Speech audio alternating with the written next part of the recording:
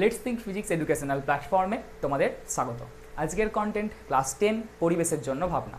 আর আজকে আমরা কোন কোন টপিকগুলো কভার করব এটা আমি আজকে বলবো না যে আমরা কোন কোন টপিকগুলো কভার করব, কারণ আজকে আমরা পরিবেশের জন্য ভাবনা পুরো চ্যাপ্টারটাকে রিভিশন করব। অর্থাৎ এই চ্যাপ্টারে যত টপিক আছে সমস্ত টপিককে আমরা একটা ভিডিওতে কমপ্লিট করার চেষ্টা করব।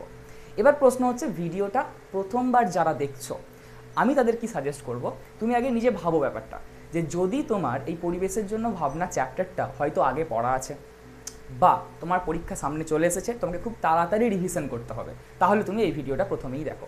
কিন্তু যারা এই ভিডিওটা একেবারে প্রথমে দেখছো বা তোমাদের কাছে সময় আছে পরিবেশের জন্য ভাবনা চ্যাপ্টারটা হয়তো তুমি একবারও পড়োনি, আমি তাদের সাজেস্ট করব যে আমাদের এই ক্লাস দেখো বা আমাদের চ্যানেলে দেখো 5টা ক্লাস আছে পরিবেশের জন্য ভাবনা। আগে ওই ক্লাসগুলোকে কমপ্লিট করো, কারণ ওখানে প্রত্যেকটা টপিককে ডিটেল আলোচনা করা হয়েছে। এবার ওই 5টা ক্লাস দেখে তুমি এই ক্লাসটা দেখো, তাহলে তোমার পুরো চ্যাপ্টারটার একটা রিভিশন হয়ে যাবে। ক্লিয়ার? তাহলে ভিডিওটা তারা কন্টিনিউ করো যারা চ্যাপ্টারটা আগে পড়েছো বা তোমার কনসেপ্টগুলো সম্পর্কে জানা আছে, তুমি একবার রিভিশন করতে চাইছো। তাই এই ক্লাসটাকে আমি রিভিশন ক্লাস বলছি। ক্লিয়ার? তাহলে রিভিশন ক্লাস তোমার জানা থাকলে, কন্টেন্ট টপিক সম্পর্কে ধারণা থাকলে তবেই এই ক্লাসটা কন্টিনিউ করো। নতুবা তুমি কি করবে, আগে প্লেলিস্ট থেকে 5টা ক্লাস দেখে নাও, অথবা তুমি তোমার বই থেকে পড়ে নাও, তারপর ক্লাসটা কন্টিনিউ করো। ক্লিয়ার? তাহলে চলো শুরু করা যাক। পরিবেশের জন্য ভাবনার একেবারে প্রথম টপিক যেটা, সেটা হচ্ছে বায়ুমণ্ডল। আমরা কি জানি যে পৃথিবীকে চাদরের মতো ঘিরে রেখেছে কে? বায়ুমণ্ডল। এই বায়ুমণ্ডলে বিভিন্ন গ্যাস আছে। কি কি গ্যাস আছে? নাইট্রোজেন আছে, অক্সিজেন আছে, কার্বন ডাইঅক্সাইড আছে, আর্গন আছে, এছাড়া বিভিন্ন গ্যাস আছে। এবার কোন গ্যাসের পরিমাণ কতটা সেটা আমাদের প্রথমেই জানতে হবে, যে বায়ুমণ্ডলে তো বিভিন্ন গ্যাস আছে, কিন্তু কোনটা কতটা পরিমাণ আছে।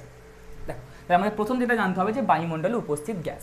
তাহলে বায়ুমণ্ডলে যে গ্যাস আছে তার মধ্যে সবথেকে বেশি পরিমাণ আমরা দেখেছিলাম কি আছে? নাইট্রোজেন আছে। কতটা? 78%। তার থেকে কম কি আছে? অক্সিজেন। কতটা? 21%। তার থেকে কম কি আছে? আর্গন। কতটা? আর্গনের পরিমাণ হচ্ছে 0.93%। এরপর CO2 কতটা আছে?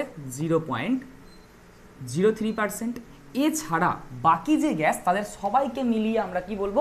অন্যান্য গ্যাস। সেই অন্যান্য গ্যাসের পরিমাণ কত? অন্যান্য গ্যাসের পরিমাণ হচ্ছে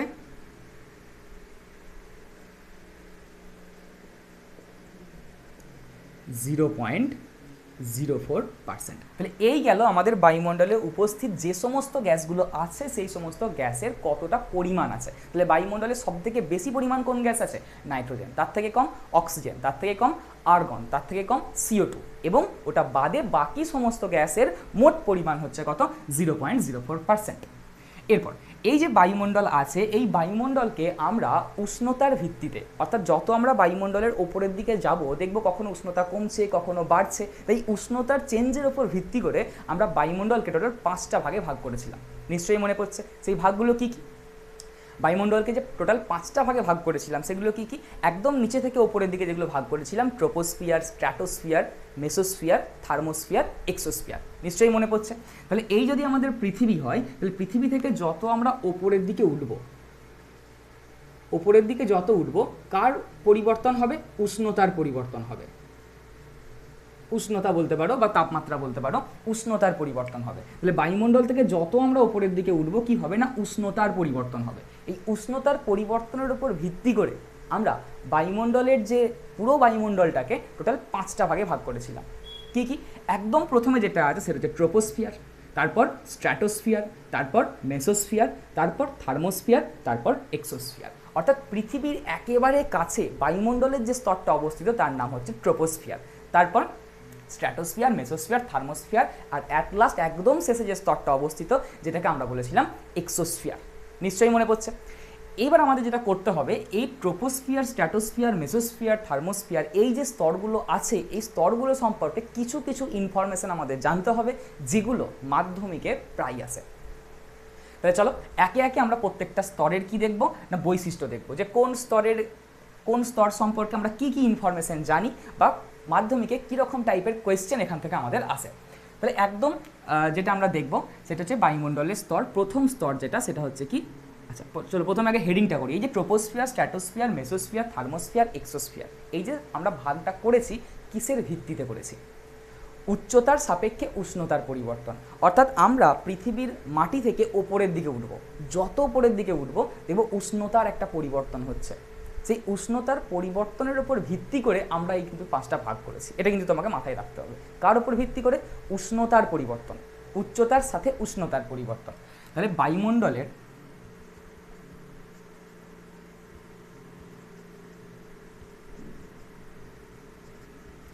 বিভিন্ন স্তর, তাহলে বায়ুমণ্ডলে যে বিভিন্ন স্তর আছে আমরা দেখতেই পাচ্ছি পাশের ছবিতে যে স্তরগুলো কি কি, টোটাল 5টা স্তর আছে এবং 5টা স্তর কি কি আমরা একটা একটা করে স্তর দেখব আর সেই সম্পর্কে ইনফরমেশন জানবো, সেই স্তর সম্পর্কে কয়েকটা ইনফরমেশন মনে রাখার চেষ্টা করব। তাহলে চলো, একেবারে প্রথম স্তর যেটা, সেটাকে আমরা বলছি ট্রোপোস্ফিয়ার।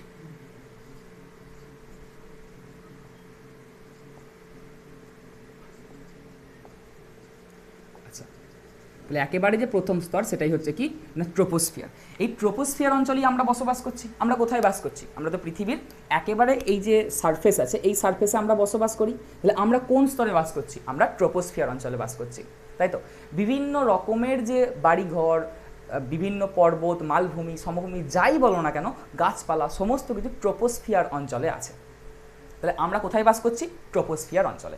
এবার দেখবে যে হিমালয়ের চূড়াতে বা যত আমরা ওপরের দিকে উঠি, দার্জিলিংয়ে ঠান্ডা, কাশ্মীরে গেলে বরফ পড়ছে। তার মানে কেন কাশ্মীরে বরফ পড়ছে? কেন? কারণ আমাদের বাড়ি যেহেতু আমি আমার কথা যদি বলি, আমার বাড়ি সমতল অঞ্চলে, ঠিক আছে। তাহলে এখান থেকে কাশ্মীর বলো বা তোমার হিমালয় বলো, সেগুলো উচ্চতায় অবস্থিত। এবার দেখো আমার এখানে টেম্পারেচার নর্মাল, কিন্তু কাশ্মীরে গেলে বরফ পড়ছে কেন? কারণ ওখান থেকে যখন আমি ওখানে যাচ্ছি উচ্চতা বাড়ছে, তাহলে উচ্চতা বাড়ছে বলে ওই জায়গাটা ঠান্ডা হয়ে যাচ্ছে।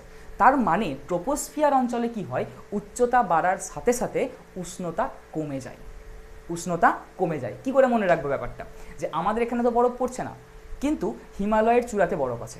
কেন বরফ আছে? কারণ হিমালয় সমভূমির থেকে অনেকটা ওপরে অবস্থিত।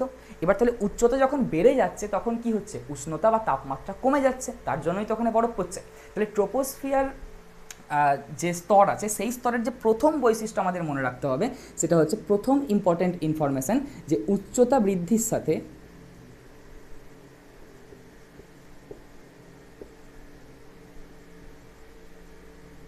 উষ্ণতা, উষ্ণতারই আর একটা নাম হচ্ছে তাপমাত্রা হ্রাস পায়।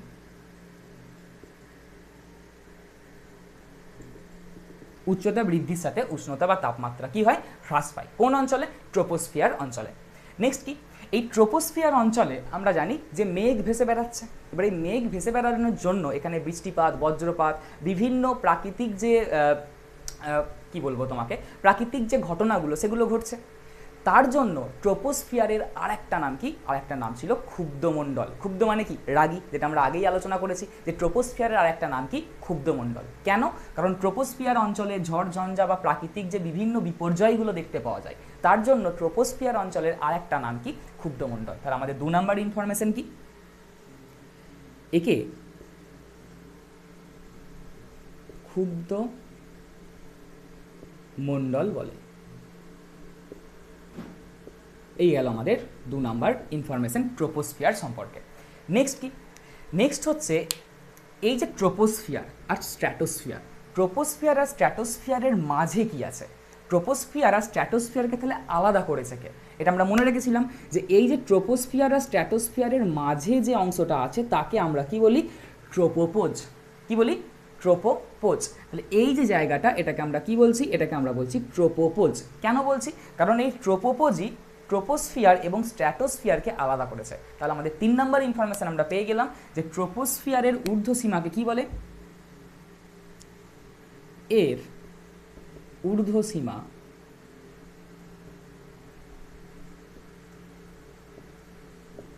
ট্রোপোপোজ বলে। ট্রোপোপোজ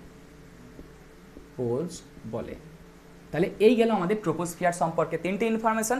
উচ্চতা বৃদ্ধির সাথে উষ্ণতা কি হয়, কমে যায়। কি করে মনে রাখবো, সমতল অঞ্চলের গরম, অথচ যখন আমরা কাশ্মীর যাচ্ছি সেখানে ঠান্ডা, তার মানে নিশ্চয়ই ওখানে উচ্চতা বেশি। আমরা জানি কাশ্মীর উচ্চতায় অবস্থিত, তাহলে যত ওপরে যাব উষ্ণতা কি হয়ে যাবে, কমে যাবে। তাহলে ট্রোপোস্ফিয়ারে উচ্চতা বাড়ার সাথে উষ্ণতা কমে যায়। একে ক্ষুব্ধমণ্ডল বলে। কেন বলে, কারণ এখানে বিভিন্ন প্রাকৃতিক বিপর্যয় দেখতে পাওয়া যায়। প্রাকৃতিক বিভিন্ন বিপর্যয়, বৃষ্টিপাত, বজ্রপাত, বিভিন্ন ঝড়ঝঞ্ঝা, এই সমস্তগুলো কোথায় হয়, ট্রোপোস্ফিয়ার অঞ্চলে। আর এই ট্রোপোস্ফিয়ারের ঊর্ধ্বসীমাকে আমরা কি বলছি, ট্রোপোপোজ। আমরা কোথায় বাস করি, আমরা ট্রোপোপোজ অঞ্চলে বাস করি। ক্লিয়ার? এই গেল ট্রোপোস্ফিয়ার সম্পর্কে ইনফরমেশন।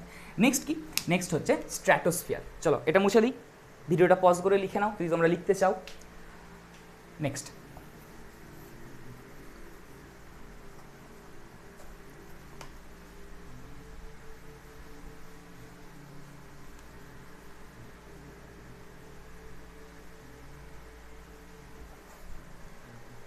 নেক্সট কি, নেক্সট হচ্ছে স্ট্র্যাটোস্ফিয়ার। আমাদের 2 নাম্বার যে স্তর সেটাকে আমরা কি বলবো, স্ট্র্যাটোস্ফিয়ার।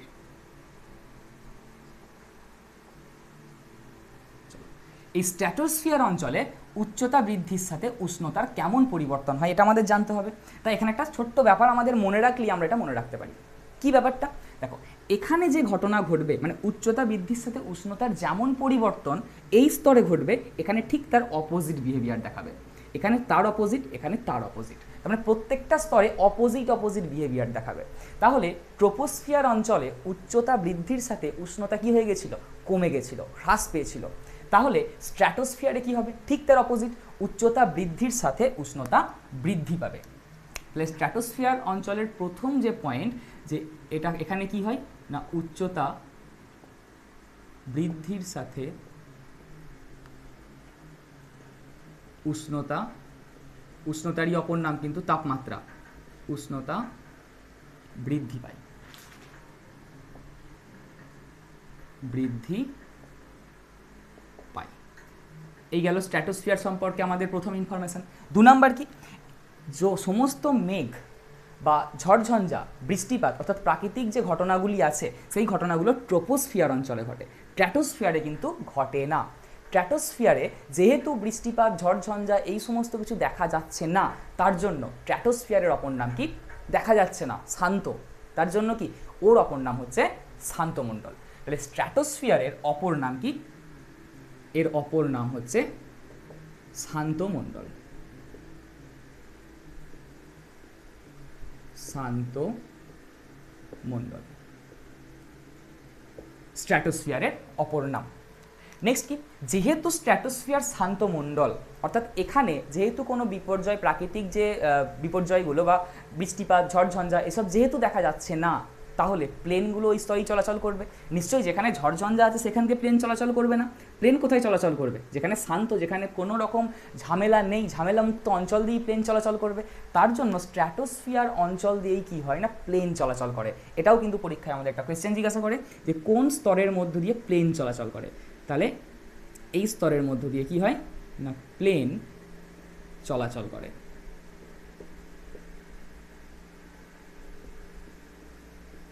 বোঝা গেছে? এইবার সব থেকে ইম্পর্টেন্ট পয়েন্ট, খুব মনোযোগ দিয়ে ব্যাপারটাকে বোঝার চেষ্টা করো। আমরা বুঝলাম যে এটা ট্রোপোস্ফিয়ার, এর স্ট্র্যাটোস্ফিয়ার, কিন্তু স্ট্র্যাটোস্ফিয়ার অঞ্চলের একটা জায়গায়, অর্থাৎ স্ট্র্যাটোস্ফিয়ার এখান থেকে এটা পুরোটাই স্ট্র্যাটোস্ফিয়ার, কিন্তু এই স্ট্র্যাটোস্ফিয়ার অঞ্চলের একটা অংশে ওজোন গ্যাসের আধিক্য দেখতে পাওয়া যায়।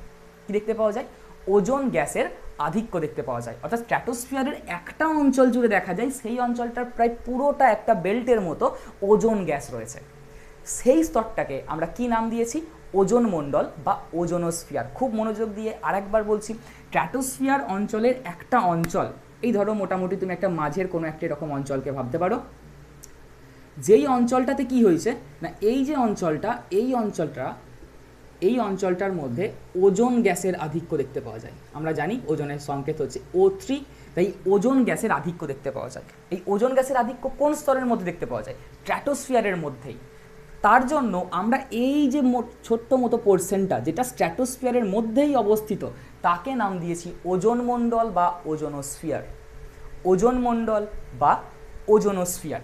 তাহলে 3 নম্বর ইম্পর্টেন্ট পয়েন্ট স্ট্র্যাটোস্ফিয়ার থেকে, সেটা হচ্ছে কি না, স্ট্র্যাটোস্ফিয়ার অঞ্চলে বা স্ট্র্যাটোস্ফিয়ার যে স্তর আছে ওই স্তরের মধ্যেই আছে কে ওজোনোস্ফিয়ার বা ওজোন মণ্ডল। তাহলে ওজোন মণ্ডল কোন স্তরের একটা অংশ? ওজোন মণ্ডল বা ওজোনোস্ফিয়ার হচ্ছে স্ট্র্যাটোস্ফিয়ারের একটা অংশ। ক্লিয়ার ব্যাপারটা? তাহলে চলো আমাদের 3 নম্বর পয়েন্ট। 4 নম্বর পয়েন্ট যে এই স্তরের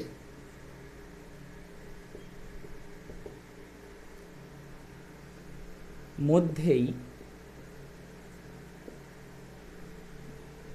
যে অংশে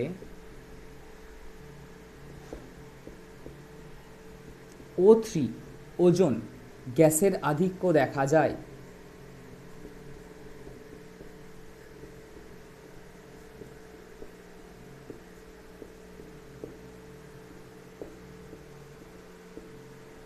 তাকে ওজোন মণ্ডল বা ওজোনোস্ফিয়ার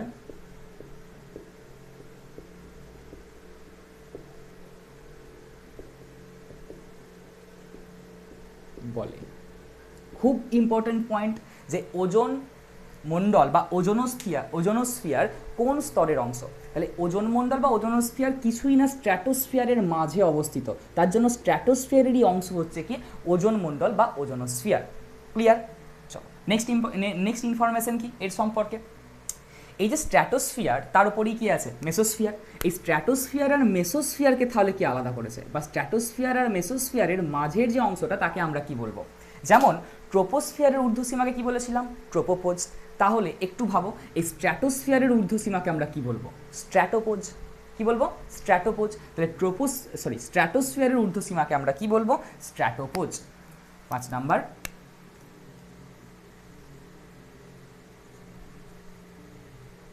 এর ঊর্ধ্বসীমাকে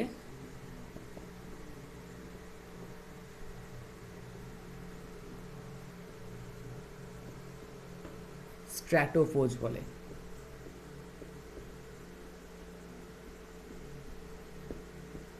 চলো, এই গেল আমাদের স্ট্র্যাটোস্ফিয়ার সম্পর্কে ইনফরমেশন। যেমন এখানে আমাদের মনে কি রাখতে হবে, একে শান্তমণ্ডল বলে, এখানে প্লেন চলাচল করে। আর যে 4 নাম্বার ইনফরমেশন যে এই স্তরের মধ্যেই যেখানে ওজোন গ্যাসের আধিক্য দেখতে পাওয়া যায় তাকে বলা হচ্ছে ওজোনোস্ফিয়ার বা ওজোন মণ্ডল। ক্লিয়ার? চলো ভিডিওটা পজ করে লিখে নাও। আমরা তারপর এরপর নেক্সট বায়ুমণ্ডলীয় স্তর, যেখানে বলছি মেসোস্ফিয়ার, লিখে ফেলো একদূর। চলো নেক্সট।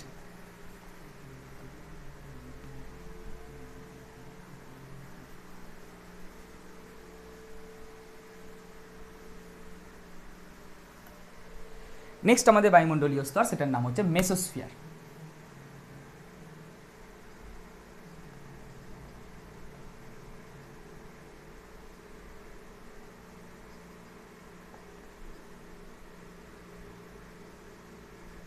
চলো, যেটা বলছিলাম যে ট্রোপোস্ফিয়ারে কি হয়, উচ্চতা বৃদ্ধির সাথে উষ্ণতা হ্রাস পায়।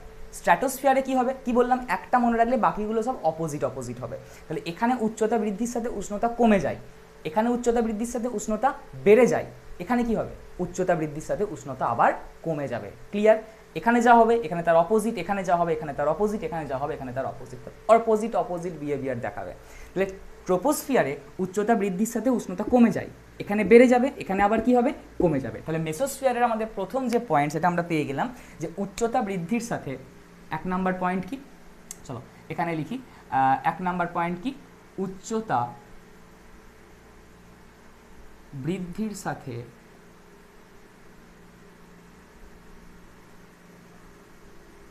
উষ্ণতা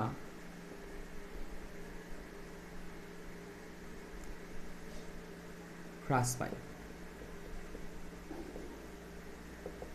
চলো, এই গেল মেসোস্ফিয়ারের আমাদের প্রথম পয়েন্ট।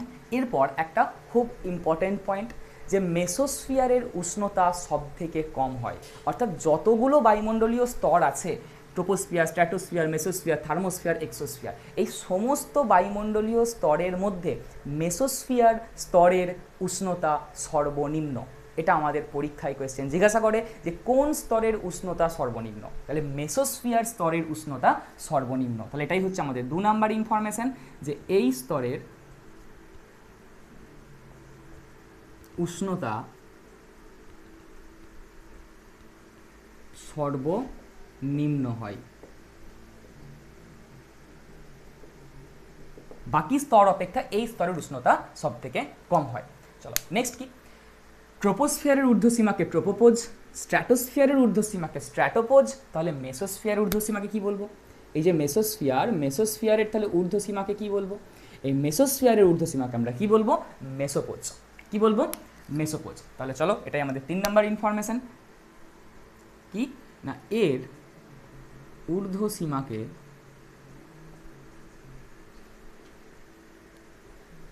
কি বলছে? মেসোপোজ।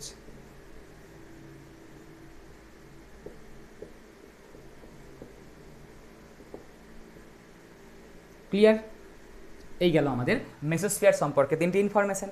নেক্সট থার্মোস্ফিয়ার, 4 নাম্বার বায়ুমণ্ডলীয় স্তর, যাকে আমরা বলছি থার্মোস্ফিয়ার।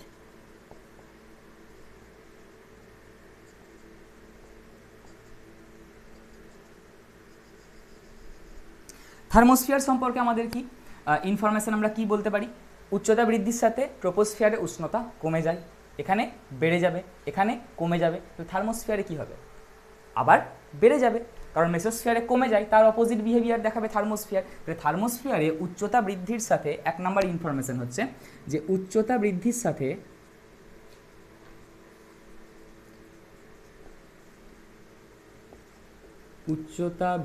সাথে উষ্ণতা কি হয়? এখানে যেহেতু হ্রাস পেয়েছিল, এখানে আবার কি হবে? বৃদ্ধি পাবে। চলো নেক্সট ইম্পর্টেন্ট পয়েন্ট, যেমন আমরা বললাম যে স্ট্র্যাটোস্ফিয়ারের মাঝেই একটা বায়ুমণ্ডলীয় স্তর আছে, মানে স্ট্র্যাটোস্ফিয়ার এর মাঝেই একটা বায়ুমণ্ডলীয় স্তর আছে, যাকে কি নাম দিলাম? ওজোনোস্ফিয়ার বা ওজোন মণ্ডল। ঠিক একই রকমভাবে এই থার্মোস্ফিয়ারের মাঝেই আরও একটা বায়ুমণ্ডলীয় স্তর লুকিয়ে আছে, অর্থাৎ যেটা থার্মোস্ফিয়ারেরই একটা অংশ। তাহলে এই থার্মোস্ফিয়ারের মাঝেই আরও একটা কি হয়েছে না বায়ুমণ্ডলীয় স্তর লুকিয়ে আছে, যাকে আমরা কি বলছি? আয়নমণ্ডল বা আয়নোস্ফিয়ার। এই যে স্তরটা লুকিয়ে আছে, যাকে আমরা কি বলছি? আয়নমণ্ডল বা আয়নোস্ফিয়ার। তাহলে থার্মোস্ফিয়ারের আরও একটা খুব ইম্পর্টেন্ট ইনফরমেশন থার্মোস্ফিয়ার সম্পর্কে, যেটা হচ্ছে থার্মোস্ফিয়ারের মাঝেই আর একটা বায়ুমণ্ডলীয় স্তর আছে, যাকে আমরা বলছি আয়নমণ্ডল বা আয়নোস্ফিয়ার। তাহলে 2 নাম্বার হেডিং করে ফেলো, আয়নমণ্ডল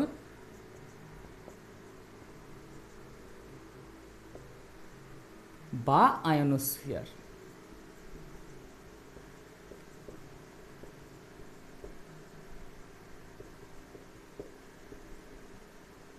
আয়নমণ্ডল বা আয়নোস্ফিয়ার।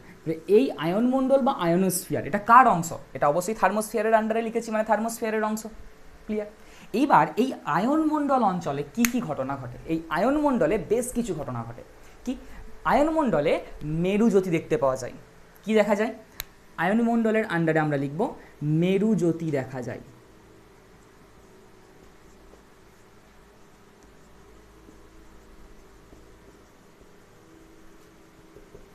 দু নাম্বার কি?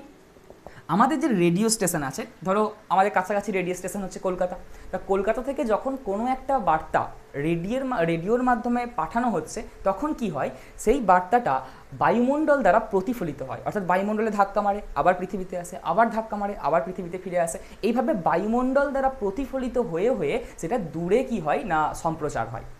তাহলে বায়ুমণ্ডলের কোন স্তরে এই বেতার তরঙ্গটা প্রতিফলিত হচ্ছে, বা বায়ুমণ্ডলের কোন স্তরে এই রেডিও ওয়েভ প্রতিফলিত হচ্ছে?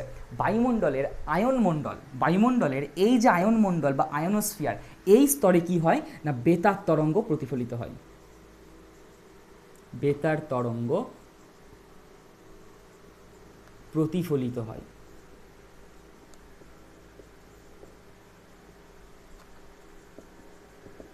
বেতার তরঙ্গ প্রতিফলিত হয়। চলো বেতার তরঙ্গ প্রতিফলিত হয় আরেকবার ব্যাপারটা বুঝে নিই। যেখানে স্পেস স্টেশন আছে, যে আর ধরো আমি আমার বাড়িতে আছি, আমি রেডিও শুনতে পাচ্ছি, রেডিওতে কোনো গান হচ্ছে বা যে কোনো কিছু হচ্ছে, আমি সেটা শুনতে পাচ্ছি। কিভাবে? সেখান থেকে তরঙ্গটাকে পাঠানো হয়। তরঙ্গটা প্রথম বায়ুমণ্ডলে ধাক্কা মারে, আবার পৃথিবীতে ফিরে আসে, আবার বায়ুমণ্ডলে ধাক্কা মারে, আবার মাটির দিকে ফিরে আসে। এইভাবে প্রতিফলিত হয়ে হয়ে সেটা এক জায়গা থেকে অপর জায়গায় ট্রান্সমিট হচ্ছে। তাহলে বায়ুমণ্ডলের কোন স্তরটা এই রেডিও তরঙ্গ প্রতিফলিত করে? বায়ুমণ্ডলের আয়নমণ্ডল বা আয়নোস্ফিয়ার বেতার তরঙ্গ প্রতিফলিত করে। তাহলে এখানে বেতার তরঙ্গ প্রতিফলিত হয়, খুব ইম্পর্টেন্ট একটা ইনফরমেশন। এবার দেখো এখান থেকে কোয়েশ্চেনের টাইপ, যেটা আমরা আগেও বলেছি, তোমাকে কোয়েশ্চেন দিল যে বেতার তরঙ্গ কোন স্তরে প্রতিফলিত হয়। 4টে option, troposphere, stratosphere, mesosphere, ionosphere. তো ইজিলি আমরা বুঝতে পারবো যে বেতার তরঙ্গ কোথায় প্রতিফলিত হয়, আয়নমণ্ডল বা আয়নোস্ফিয়ার। আমরা ঠিক করে দিলাম আয়নমণ্ডল বা আয়নোস্ফিয়ার। কিন্তু এরকম কোয়েশ্চেনটা দিল বেতার তরঙ্গ বা মেরুজ্যোতি যে কোনো একটা হতে পারে কোন স্তরে প্রতিফলিত হয়। অপশনগুলো কি দিল, ট্রোপোস্ফিয়ার, স্ট্র্যাটোস্ফিয়ার, মেসোস্ফিয়ার, আর একটার নাম দিয়ে দিল থার্মোস্ফিয়ার। আয়নোস্ফিয়ারটা কিন্তু অপশনে দিল না। তখন কি করবে? তো তখন ভাববো এই রে আমরা তো পড়েছিলাম আয়নমণ্ডল বা আয়নোস্ফিয়ার, অপশন নেই, তাহলে আমরা কি করব?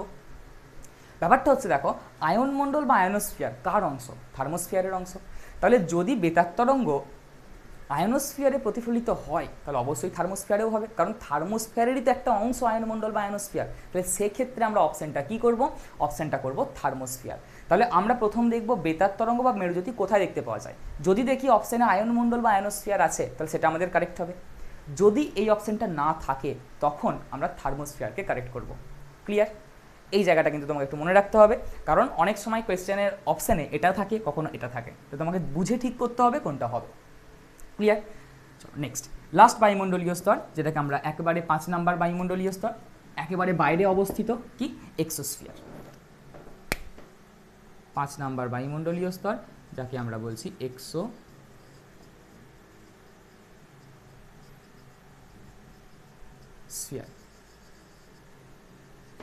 এক্সোস্ফিয়ার কি? এক্সোস্ফিয়ার হচ্ছে একেবারে বাইরের স্তর। দেখেই বুঝতে পারছি ছবিতে, লেখার কোনো দরকার নেই, এটা হচ্ছে একেবারে বাইরের স্তর। 2 নাম্বার কি? আমাদের যে বিভিন্ন স্পেস স্টেশন আছে, সেই স্পেস স্টেশনগুলো কোথায় অবস্থিত? এরকম একটা কোয়েশ্চেন দিতে পারে যে স্পেস স্টেশন কোথায় অবস্থিত, কোন বায়ুমণ্ডলীয় স্তরে। তাহলে যেহেতু এটা সব থেকে বাইরে আছে, তার মানে 1 নাম্বার এখান থেকে একটা ইনফরমেশন আমরা পেলাম যে স্পেস স্টেশন অবস্থিত।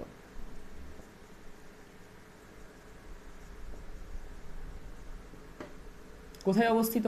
এই বায়ুমণ্ডলীয় স্তরে। তাহলে এক্সোস্ফিয়ার স্তরে হচ্ছে আমাদের স্পেস স্টেশন অবস্থিত। তাহলে চলো আমাদের একেবারে প্রথম টপিক যেটা ছিল পরিবেশের জন্য ভাবনার, সেটা হচ্ছে বায়ুমণ্ডল। বায়ুমণ্ডলটাকে আমরা পুরো কভার করলাম। বায়ুমণ্ডলে কোন কোন গ্যাস আছে, বায়ুমণ্ডলের বিভিন্ন স্তরগুলো কি কি, troposphere, stratosphere, mesosphere, thermosphere, exosphere সম্পর্কে বিভিন্ন ইনফরমেশন দেখলাম।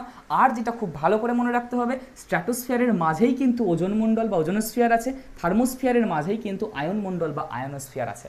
ক্লিয়ার?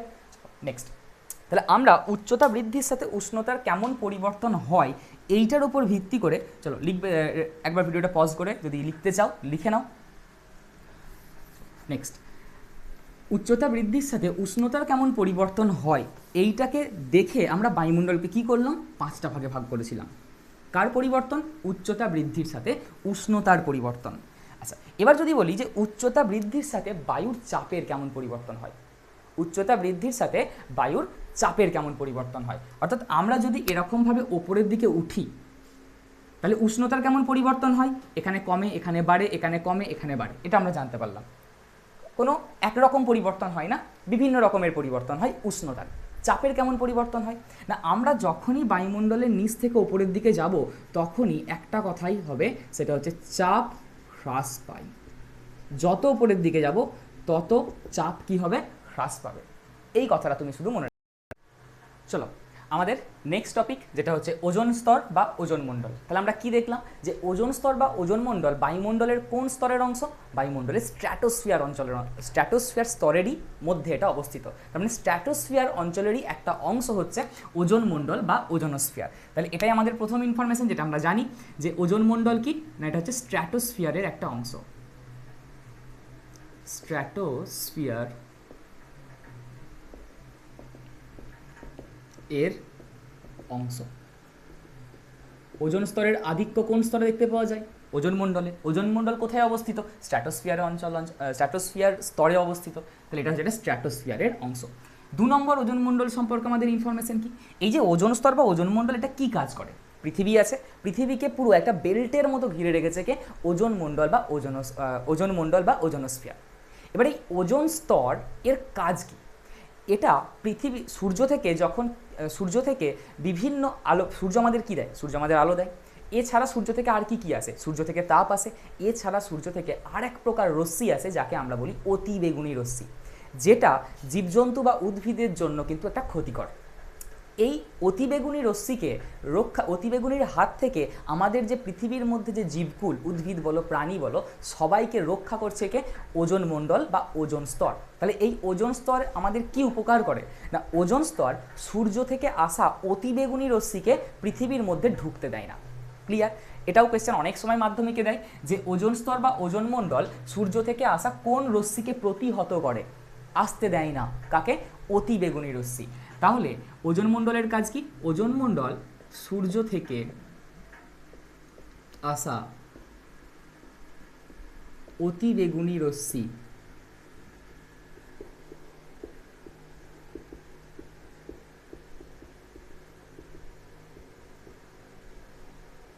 অতিবেগুনি রশ্মি যাকে আমরা কি বলি?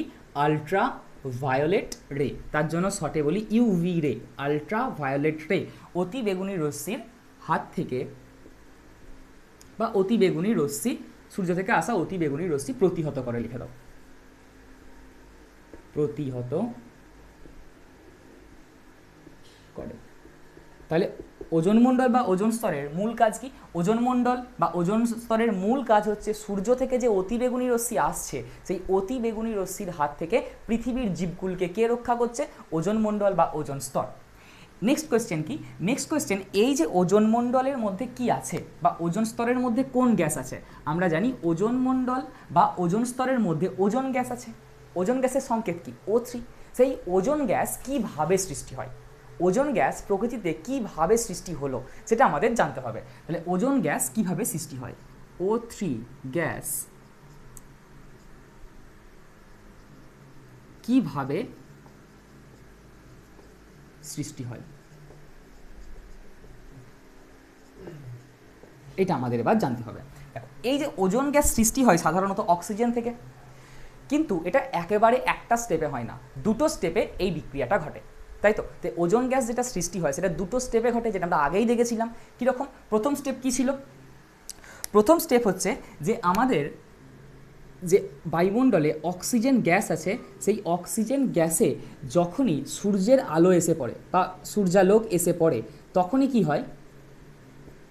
এই অক্সিজেন গ্যাসের মধ্যে O2 মানে হচ্ছে কি? অক্সিজেন অণু। এই অক্সিজেন অণুর মধ্যে দুটো অক্সিজেন পরমাণু আছে। O মানে হচ্ছে অক্সিজেন অণু, পাশে 2 আছে মানে কি? দুটো অক্সিজেন পরমাণু দ্বারা একটা অক্সিজেন অণু গঠিত। তাহলে O2 মানে হচ্ছে দুটো অক্সিজেন পরমাণু দ্বারা একটা অক্সিজেন অণু গঠিত। তা এই অক্সিজেন গ্যাসের মধ্যে বা বায়ুমণ্ডলে যে অক্সিজেন অণু আছে বা অক্সিজেন গ্যাস আছে, তার মধ্যে যখনই সূর্যের আলো এসে পড়বে, তখনই এই অক্সিজেনটা দুটো অক্সিজেন পরমাণুতে ভেঙে যাবে। দুটো অক্সিজেন পরমাণুতে ভেঙে যাবে। পাশে কোনো নাম্বার নেই মানে এগুলো পরমাণুকে ডিনোট করছে, এখানে পাশে নাম্বার আছে তার মানে এটা অণুকে ডিনোট করছে। তার মানে বায়ুমণ্ডলের থাকা অক্সিজেন গ্যাসে যখনই সূর্যের আলো এসে পড়ে, তখনই কি হয় না এই অক্সিজেন অণুটা ভেঙে গিয়ে দুটো অক্সিজেন পরমাণু তৈরি করে। লেখাগুলো আমরা যখন ডিটেলে পড়েছি তখন লিখেছিলাম, অর্থাৎ বিক্রিয়াটা লেখার পর যে আমরা ভাষায় যে কথাটা লিখেছি সেগুলো কিন্তু আমরা প্রত্যেকটা ওই ক্লাসে করেছিলাম। তা তোমরা যদি লেখাটা লিখতে চাও তাহলে একবার ওই ক্লাসটা ফলো করো, তবে তলায় লেখাগুলোও সুন্দর করে লেখা আছে, বিক্রিয়ার সাথে সাথে লেখাগুলো। আমরা এখানে শুধুমাত্র বিক্রিয়াটাকে বোঝার চেষ্টা করব, কনসেপ্টকে বোঝার চেষ্টা করব, কারণ আমি আবার বলছি আমাদের ক্লাসটা কেমন? Revision class. ক্লিয়ার? অর্থাৎ তুমি যদি পড়ে থাকো তাহলেই ভিডিওটা দেখো, তাহলে তোমার কি হয়ে যাবে? একবার গোটা চ্যাপ্টারটা রিভিশন হয়ে যাবে। চলো নেক্সট কি? তাহলে কি হলো? O3 গ্যাস কীভাবে সৃষ্টি হয়? বায়ুমণ্ডলে যে অক্সিজেন আছে সেখানে সূর্যালোক এসে পড়লো, অক্সিজেন দুটো পরমাণুতে ভেঙে গেল। এবার এই যে দুটো অক্সিজেন পরমাণু প্রকৃতিতে স্বাধীনভাবে থাকতে পারে না। পরমাণু প্রকৃতিতে স্বাধীনভাবে থাকতে পারে না, অর্থাৎ এই পরমাণুগুলো কারো না কারোর সাথে যুক্ত হতে চাইবে।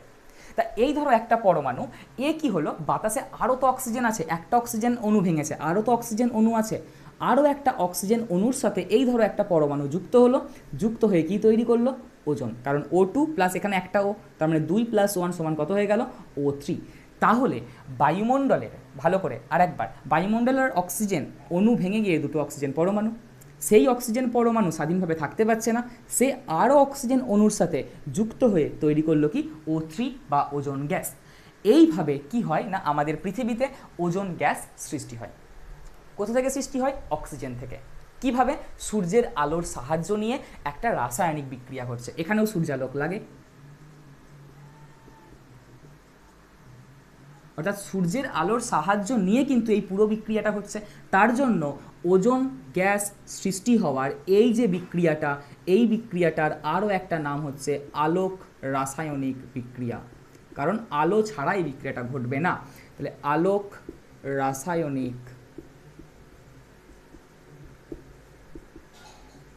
বিক্রিয়া, নিশ্চয়ই মনে পড়ছে জায়গাটা, যে ওজোন গ্যাস সৃষ্টি হওয়ার যে বিক্রিয়া তার অপর নাম কি? আলোক রাসায়নিক বিক্রিয়া। তোমাকে এরকমও কোয়েশ্চেন দিতে পারে, ওজোন গ্যাস সৃষ্টির আলোক রাসায়নিক বিক্রিয়াটি লেখো, তাই তখন তোমাকে এভাবে লিখতে হবে, লিখে একটু নিচে ইলাবোরেট করে তোমাকে কথায় ব্যাপারটা কিন্তু বুঝিয়ে দিতে হবে। কিভাবে? যে অক্সিজেন অণু সূর্যালোকের উপস্থিতিতে দুটি অক্সিজেন পরমাণুতে বিভক্ত হয়, উৎপন্ন অক্সিজেন পরমাণু অন্য অক্সিজেন অণুর সাথে যুক্ত হয়ে O3 গ্যাস উৎপন্ন করে। ব্যাস এটুকু, যেটাকে আমরা বুঝলাম সেটাকেই ভাষায় লিখবো। ক্লিয়ার? এভাবে আমাদের কি হয় না, ওজোন গ্যাস সৃষ্টি হয়। নেক্সট পয়েন্ট কি? নেক্সট পয়েন্ট হচ্ছে ওজোন গহ্বর বলতে কি বোঝায়? ওজোন গহ্বর বা যেটাকে আমরা ওজোন হোল বলি।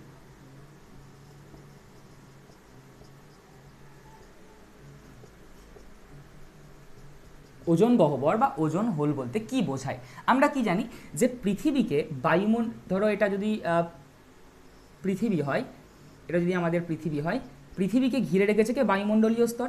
সেই বায়ুমণ্ডলীয় স্তরেরই একটা স্তর তো ওজোন মণ্ডল বা ওজোন স্তর, তাহলে আমরা সেই ওজোন মণ্ডলকে শুধুমাত্র দেখছি, বাকি স্তরগুলোর কথা ভাবছি না। তাহলে ধরো এটা হচ্ছে আমাদের পৃথিবী, এই পৃথিবীকে ঘিরে রেখেছে কে? আমাদের ওজোন মণ্ডল বা ওজোনোস্ফিয়ার, যেটা হচ্ছে O3 গ্যাস দ্বারা গঠিত। সে কি করছে? পৃথিবী থেকে অতি বেগুনি রশ্মিকে পৃথিবীতে আসতে দিচ্ছে না, অর্থাৎ অতি বেগুনি রশ্মি এরকমভাবে যদি আসে তাকে আবার রিফ্লেক্ট করে বাইরে বার করে দিচ্ছে, তাকে ইউভি রেকে, অতি বেগুনি রশ্মিকে। এইবার ওজোন গহ্বর বা ওজোন হোল মানে হচ্ছে বায়ুমণ্ডলে উপস্থিত বেশ কিছু গ্যাস আছে, যেই গ্যাসগুলো এই ওজোন গ্যাসকে নষ্ট করে দিচ্ছে, অর্থাৎ ওজোন গ্যাসকে কি করে দিচ্ছে? নষ্ট করে দিচ্ছে, বা ওজোন গ্যাসকে অন্য গ্যাসে পরিবর্তন করে দিচ্ছে। তাহলে যেই অঞ্চলের, ধরো আমি যদি বলি এই অঞ্চলটাতে ওজোন গ্যাসটাকে বায়ুমণ্ডলের অন্যান্য গ্যাস বিক্রিয়া করে এই জায়গায় ওজোন অণুগুলোকে সব অন্য গ্যাসে কনভার্ট করে দিচ্ছে, তাহলে কি হবে? এই অঞ্চলটা এরকমভাবে পাতলা হয়ে যাবে। বাকি জায়গাটা দেখো পুরু, তাহলে এই অঞ্চলটা কি হয়ে গেল? এই জায়গায় ওজোন গ্যাসটা বা ওজোন স্তরটা কেমন হয়ে গেল? পাতলা হয়ে গেল। তাহলে এই অঞ্চলটা কি আমরা বলবো? Ozone hole. তাহলে ওজোন হোল বা ওজোন গহ্বর। এই ওজোন গহ্বর সৃষ্টির জন্য কি হবে? দেখো এখানে যেহেতু অক্সিজেনের ওজনের পরিমাণ বেশি আছে, তার জন্য কি হচ্ছে না, অতিবেগুনি রশ্মি রিফ্লেক্ট হয়ে বাইরে বেরিয়ে যাচ্ছে। কিন্তু যেই অতিবেগুনি রশ্মিটা এখানে এসে পড়ছে, কোথায়? ওজোন হোলের মধ্যে এসে পড়ছে, ওজোন গহ্বরের মধ্যে এসে পড়ছে, সেখানে তো ওজোন স্তর, ওজোন গ্যাস কম আছে, তাহলে সে কী করছে? তাকে আর ব্যাক করে প্রতিফলিত করে বাইরে বার করে দিতে পারছে না, সরাসরি এ কি করে যাচ্ছে? পৃথিবীর মধ্যে প্রবেশ করে যাচ্ছে। কে? ইউভি রে। কে প্রবেশ করে যাচ্ছে? ইউভি রে। কার মধ্য দিয়ে? ওজোন গহ্বরের মধ্য দিয়ে। তাহলে ওজোন গহ্বর কি বোঝা গেছে? পৃথিবীকে ঘিরে রাখা যে ওজনের স্তর আছে, তার কিছু কিছু জায়গায়, সেই জায়গায় ওজনের ঘনত্ব কমে যাচ্ছে, ফলে কি সৃষ্টি হচ্ছে? ফলে সৃষ্টি হচ্ছে ওজোন গহ্বর। আর এই ওজোন গহ্বর সৃষ্টি হলে কি সমস্যা হবে? ওজোন গহ্বর সৃষ্টি হলে যেটা সমস্যা হবে, অতিবেগুনি রশ্মি পৃথিবীর মধ্যে চলে আসবে। ক্লিয়ার? কোনো অসুবিধা তো দূর পর্যন্ত? লিখে ফেলা তো দূর।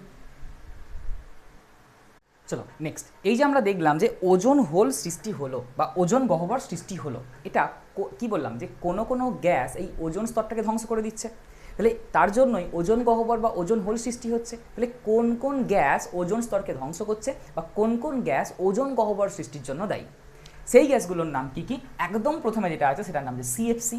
সিএফসির পুরো নাম ক্লোরোফ্লুরোকার্বন। 2 নাম্বার NO এবং NO2। NO এর পুরো নাম নাইট্রিক অক্সাইড, NO2 এর হচ্ছে নাইট্রোজেন ডাইঅক্সাইড, আর CCl4 কার্বন টেট্রাক্লোরাইড। তাহলে এই সমস্ত গ্যাসগুলো কি হচ্ছে না, এই সমস্ত গ্যাসগুলো বায়ুমণ্ডলে থাকা যে ওজোন গ্যাস O3 আছে তার সাথে বিক্রিয়া করছে এবং ওজোন গ্যাসকে অন্য গ্যাসে রূপান্তরিত করে দিচ্ছে, ফলে ওজনের পরিমাণ কমে যাচ্ছে, তার জন্য ওজোন গহ্বরের সৃষ্টি হচ্ছে, আর তার জন্যই অতিবেগুনি রশ্মি পৃথিবীর মধ্যে চলে আসছে। ক্লিয়ার? এবার আমাদের যেটা জানতে হবে যে এই CFC ক্লোরোফ্লুরোকার্বন কীভাবে ওজোন স্তরকে ধ্বংস করে, NO এবং NO2 কীভাবে ওজোন স্তরকে ধ্বংস করে। তাহলে CFC কীভাবে ওজোন গ্যাসকে নষ্ট করে সেটাই আমরা এবার দেখব। তাহলে আমাদের পরের যে সিএফসি কিভাবে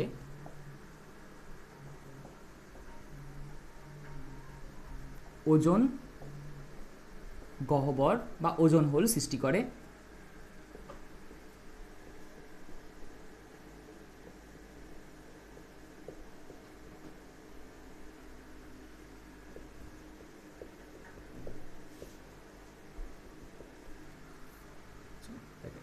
সাইড করে দাও, ব্যাস। তাহলে সিএফসি কিভাবে ওজন গহ্বর সৃষ্টি করে। লেখাটা আবার বলছি, যে লেখাগুলো অর্থাৎ বিক্রিয়ার পর যে লেখাগুলো, সেই ভাষাগুলো কিন্তু আমি এখন লিখবো না, কারণ আমরা রিভিশন করছি, আমরা ব্যাপারটাকে বোঝার চেষ্টা করব। ভাষাগুলো তুমি নিজে নিজে লিখতে পারো, বা প্রিভিয়াস যে ক্লাসগুলো আছে সেই ক্লাসগুলো দেখে তুমি সেই ভাষাটা লিখে নাও। ক্লিয়ার? তাহলে চলো কীভাবে সৃষ্টি করে। তা প্রথম পয়েন্ট হচ্ছে সিএফসি। সিএফসি মানে হচ্ছে ক্লোরোফ্লুরোকার্বন, যার সংকেত হচ্ছে CFCl3। CFCl3 এই বিক্রিয়াটা কয়েকটা স্টেপে ঘটে। প্রথম স্টেপে কি হয় না, সিএফসি ক্লোরোফ্লুরোকার্বন বা CFCl3 ক্লোরোফ্লুরোকার্বন, এই ক্লোরোফ্লুরোকার্বনে যখনই সূর্যের আলো এসে পড়বে, সূর্যালোক বা অতিবেগুনি রশ্মিও তুমি বলতে পারো, সূর্যালোক যখনই এসে পড়বে তখনই কি হবে, CFCl3-র মধ্যে ভালো করে দেখো, Cl3 মানে 3টে ক্লোরিন পরমাণু আছে, 3টে ক্লোরিন পরমাণু থেকে একটা ক্লোরিন পরমাণু কি হয়ে যাবে, বাইরে বেরিয়ে যাবে। আর বাকি পড়ে থাকবে কি, একটা বেরিয়ে গেল, তাহলে বাকি পড়ে থাকবে কি, CFCl3 ছিল, সেটা কি হয়ে যাবে, 2 হয়ে যাবে। এই যে ক্লোরিন, এই ক্লোরিনটাকে, এই যে ক্লোরিন পরমাণু, একটা ক্লোরিন পরমাণু CFCl3 থেকে বেরিয়ে গেল, ওই একটা ক্লোরিন পরমাণুকে আমরা কি বলবো, সক্রিয় ক্লোরিন। কি বলবো, সক্রিয় ক্লোরিন। তাহলে এটা হচ্ছে আমাদের সক্রিয়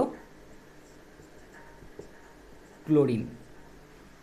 ঠিক আছে, এইবার কি হবে, একটা কি হলো, সক্রিয় ক্লোরিন পরমাণু তৈরি করলো। আমরা কি জানি, পরমাণু প্রকৃতিতে স্বাধীনভাবে থাকতে পারে না। এই ক্লোরিন পরমাণু কি করবে, কারো না কারো সাথে জোট বাঁধতে চাইবে।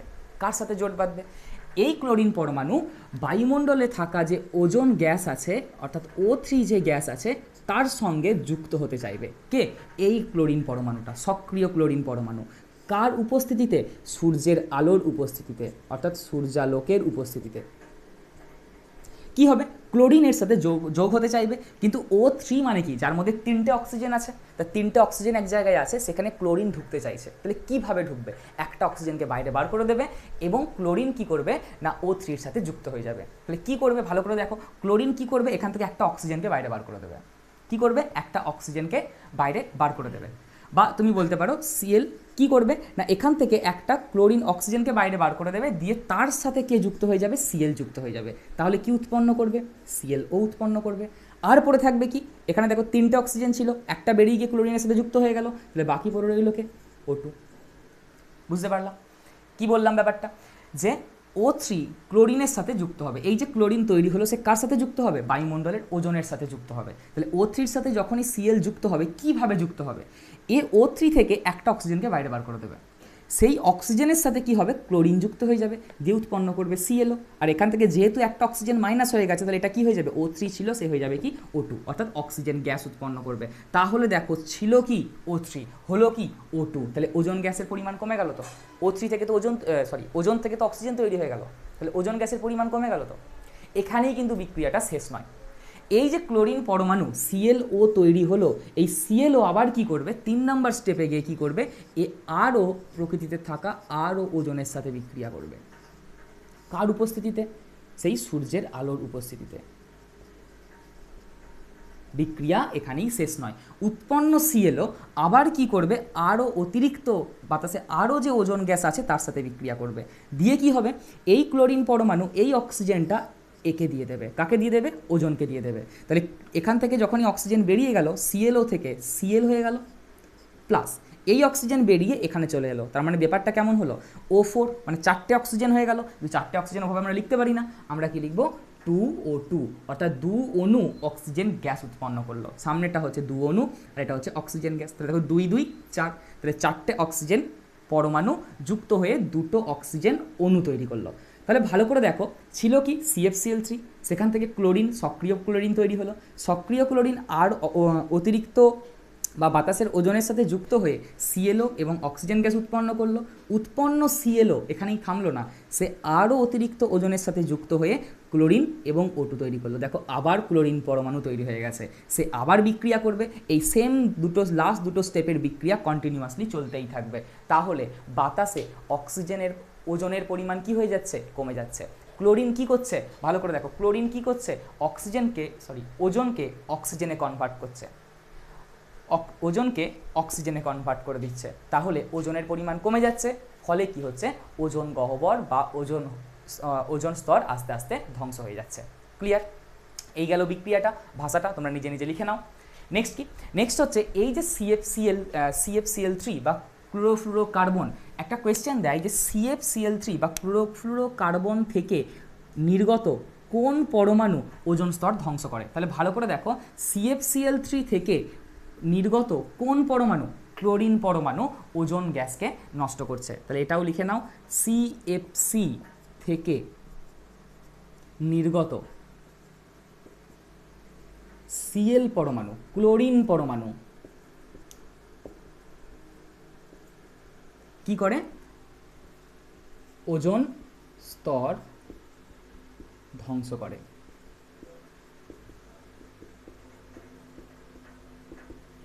দু নম্বর পয়েন্ট কি? এই যে CFCl3 বা CFC ক্লোরোফ্লুরোকার্বন, এই ক্লোরোফ্লুরোকার্বন পাওয়া যায় কোথায়? শীততাপ নিয়ন্ত্রিত যন্ত্র, অর্থাৎ রেফ্রিজারেটর, এসি, ফ্রিজ, এই সমস্ত যন্ত্রগুলো থেকে। তাহলে এরকম একটা কোয়েশ্চেন মাধ্যমিক এসেছিল যে রেফ্রিজারেটর থেকে নির্গত কোন গ্যাস ওজোন স্তর ধ্বংস করে? তাহলে রেফ্রিজারেটর থেকে নির্গত কোন গ্যাস? রেফ্রিজারেটর থেকে কোন গ্যাস নির্গত হয়? CFC ক্লোরোফ্লুরোকার্বন, যে কি করছে? ওজোন স্তরকে ধ্বংস করে দিচ্ছে। তাহলে এটা এভাবে আমরা মনে রাখবো যে CFC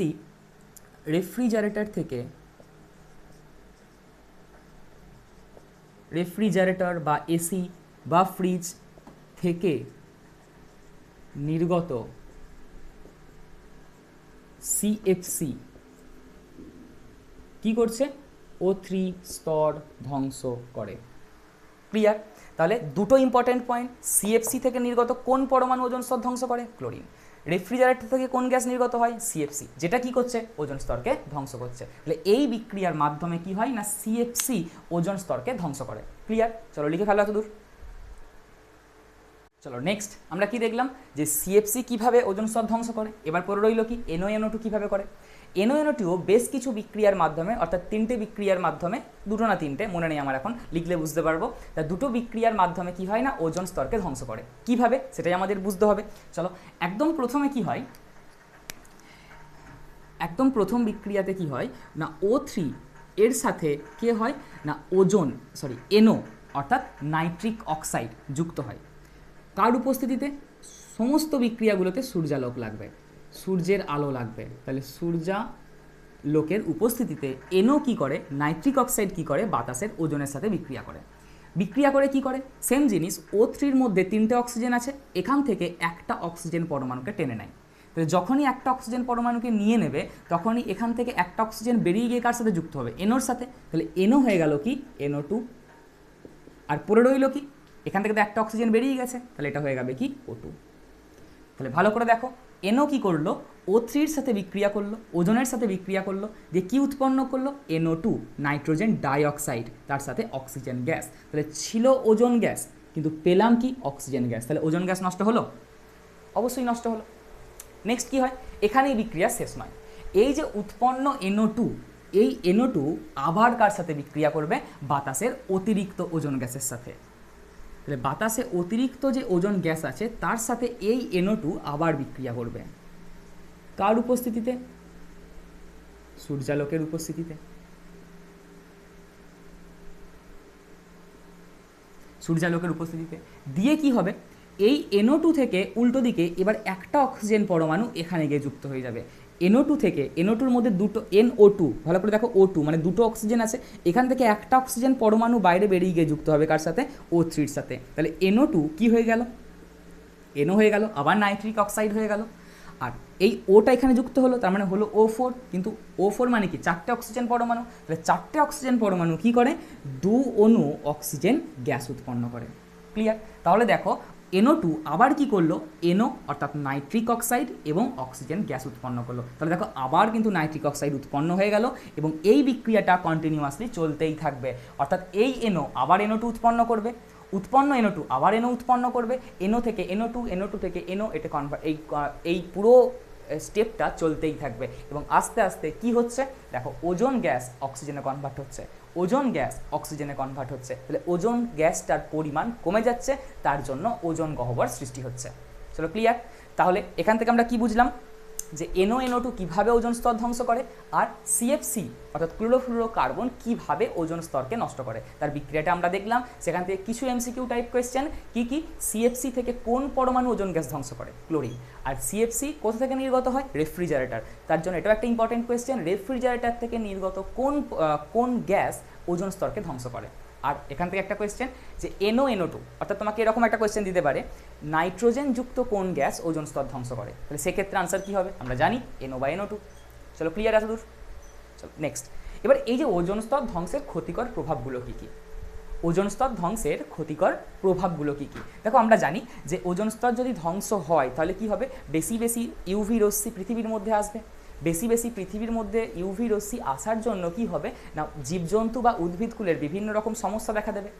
2 নাম্বার, উদ্ভিদদের সালোক সংশ্লেষ বা প্রভৃতি বিভিন্ন ঘটনার কি হবে না, ব্যাহত হবে। তা এই কারণগুলো প্রত্যেকটা আগের ভিডিওতে আছে, সেই কারণগুলো আমি আর লিখছি না, তোমরা একবার ভিডিওটা দেখো, কারণ ওগুলো একদম বেসিক জিনিস, ওগুলো সবাই বুঝতে পারবে, ওগুলো দেখে তোমরা ওই কারণগুলো লিখে নাও। তাহলে এটাও একটা কোয়েশ্চেন কিন্তু, যে ওজোন স্তর ধ্বংসের ক্ষতিকর প্রভাব কী, এটা কিন্তু তোমাকে জানতে হবে। তুমি বই থেকে হোক, তোমার টেক্সট বই থেকে হোক বা যেখান থেকে হোক, তুমি এর কারণগুলো কিন্তু তোমার খাতায় লিখে রেখে দিও। ক্লিয়ার? চলো এরপর আমরা নেক্সট স্টেপে এগোবো। চলো আমাদের নেক্সট টপিক হচ্ছে কি না, green house effect. Green house effect বলতে কী বোঝায় আমরা এবার বোঝার চেষ্টা করব। আর ভালো লাগছে না, অনেকক্ষণ হয়ে গেছে ক্লাস, এবার হয়তো বোরিং লাগছে, ব্যাপারটা কিন্তু ওরকম নয়। পড়াশোনা কিন্তু সহজে করা যায় না, এর কিন্তু কোনো শর্টকাট নেই। তুমি এখন যেমন পরিশ্রম করবে তোমার রেজাল্টটাও কিন্তু সেরকম হবে, এটা ভেবেই কিন্তু তোমাকে পড়াশোনাটা চালিয়ে যেতে হবে। যদি মনে হয় আর ভালো লাগছে না তাহলে একটু রেস্ট নাও, আবার পরে ভিডিওটাকে কন্টিনিউ করো, তাহলে পুরো ক্লাসটা কভার হয়ে যাবে। আর যদি ভালো লাগে তাহলে চলো দেখা যাক যে গ্রিন হাউস এফেক্ট বা গ্রিন হাউস বলতে কী বোঝায়। তাহলে গ্রিন হাউস এফেক্ট আগে বুঝতে গেলে আমাদের যেটা বুঝতে হবে সেটা হচ্ছে গ্রিন হাউস কী। শীতপ্রধান দেশে যেখানে প্রচুর ঠান্ডা থাকে সেই জায়গা চাষবাসের অনুপযোগী, অর্থাৎ সেখানে চাষবাস করা যায় না, কারণ সেখানে প্রচুর ঠান্ডা বলে। তার জন্য কি করা হয় না, সেখানে কোনো একটা অঞ্চল জুড়ে কোনো একটা অঞ্চলকে সিলেক্ট করা হয় এবং সেই অঞ্চলটাকে কি করা হয়, কাঁচ বা কোনো স্বচ্ছ প্লাস্টিক দ্বারা ঘিরে দেওয়া হয়। এতে করে কি সুবিধা হয়, এই কাঁচ বা স্বচ্ছ প্লাস্টিকটা সূর্য থেকে আলোকে আসতে দেয়, অর্থাৎ সূর্য থেকে কম তরঙ্গদৈর্ঘ্যের আলোকে আসতে দেয়। এবার কিন্তু ভিতরে যে তাপ উৎপন্ন হচ্ছে সেই তাপটাকে বাইরে বেরোতে দেয় না, এই ঘটনাটাকে আমরা কি বলছি, গ্রিন হাউস। তাহলে গ্রিন হাউস কি, শীতপ্রধান দেশে একটা সিস্টেম তৈরি করা হয় যেখানে একটা অঞ্চলকে সিলেক্ট করে সেটাকে কাঁচ বা স্বচ্ছ প্লাস্টিক দ্বারা ঘিরে দেওয়া হয়। এই কাঁচ বা স্বচ্ছ প্লাস্টিক কি করে, সূর্য থেকে কম তরঙ্গদৈর্ঘ্যের আলোকে ভেতরে আসতে দেয়, কিন্তু ভেতরে যে তাপ তৈরি হচ্ছে সেই দীর্ঘ তরঙ্গদৈর্ঘ্যের তাপকে বাইরে বেরোতে দেয় না। তার ফলে কি হয়, তার ফলে এই ভিতরের এই অঞ্চলটার তাপমাত্রা বাইরের থেকে বেশি থাকে, তার জন্য এখানে তারা চাষবাস করতে পারে। এই ঘটনাটাকে আমরা কি বলছি না, গ্রিন হাউস। এই সিস্টেমটা যেটা আমরা তৈরি করছি কৃত্রিমভাবে তাকে আমরা কি বলছি, গ্রিন হাউস। এবার এখানে তোমাকে একটা ছোট্ট জিনিস মনে রাখতে হবে, যেটা হচ্ছে আলোর তরঙ্গদৈর্ঘ্য কম, আলো তাপ এগুলো সবই হচ্ছে তরঙ্গ, তড়িৎ চুম্বকীয় তরঙ্গ। তাই আলোর তরঙ্গদৈর্ঘ্য কম, তার জন্যই লেখা হয় যে কম তরঙ্গদৈর্ঘ্যের আলোকে ভেতরে আসতে দেয়।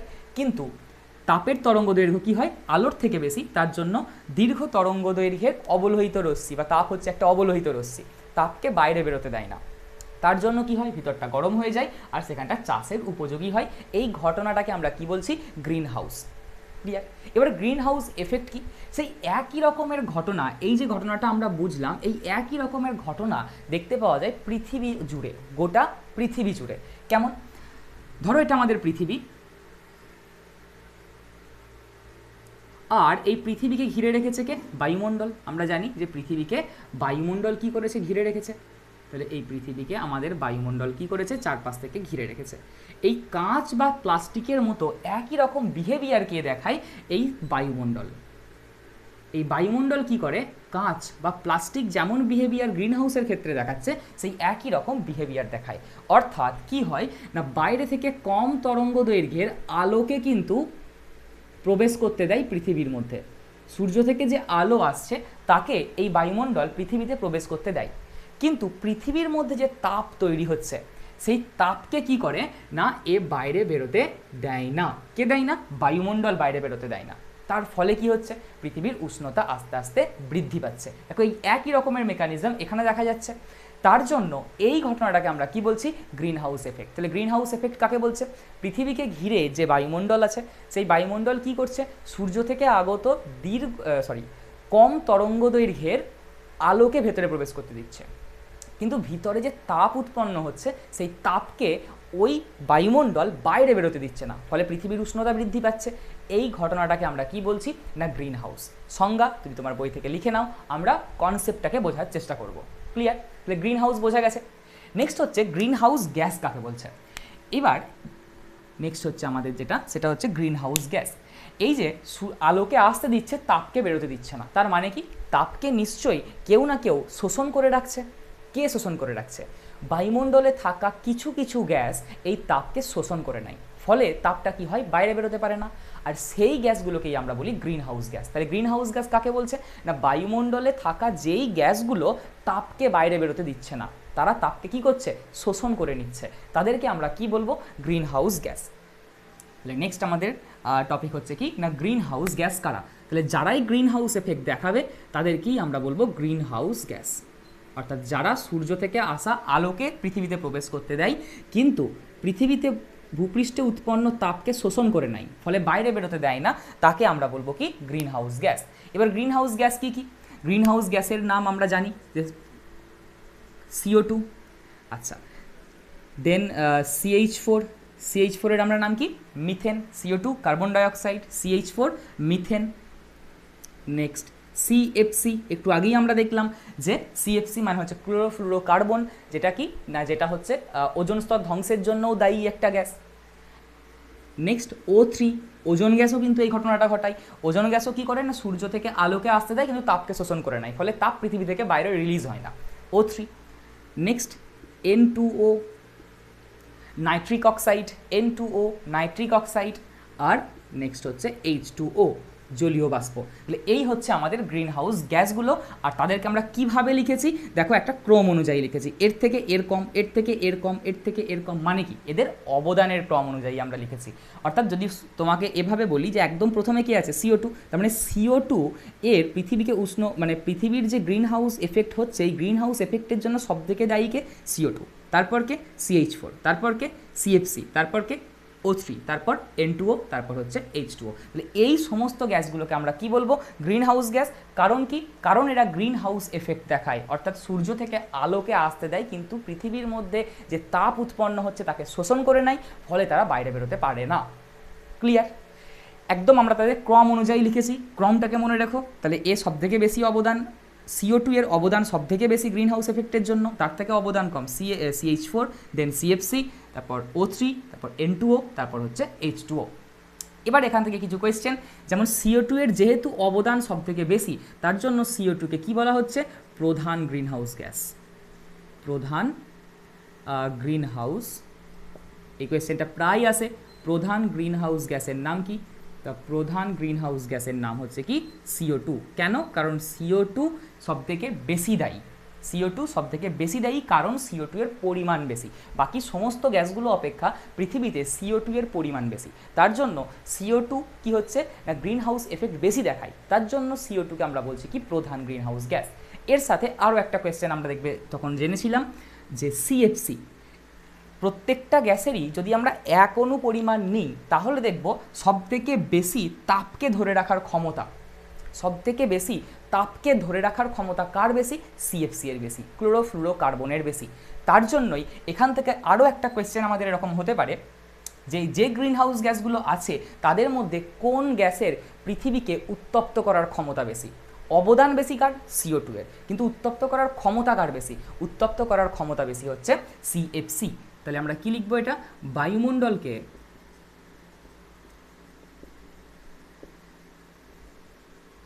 উত্তপ্ত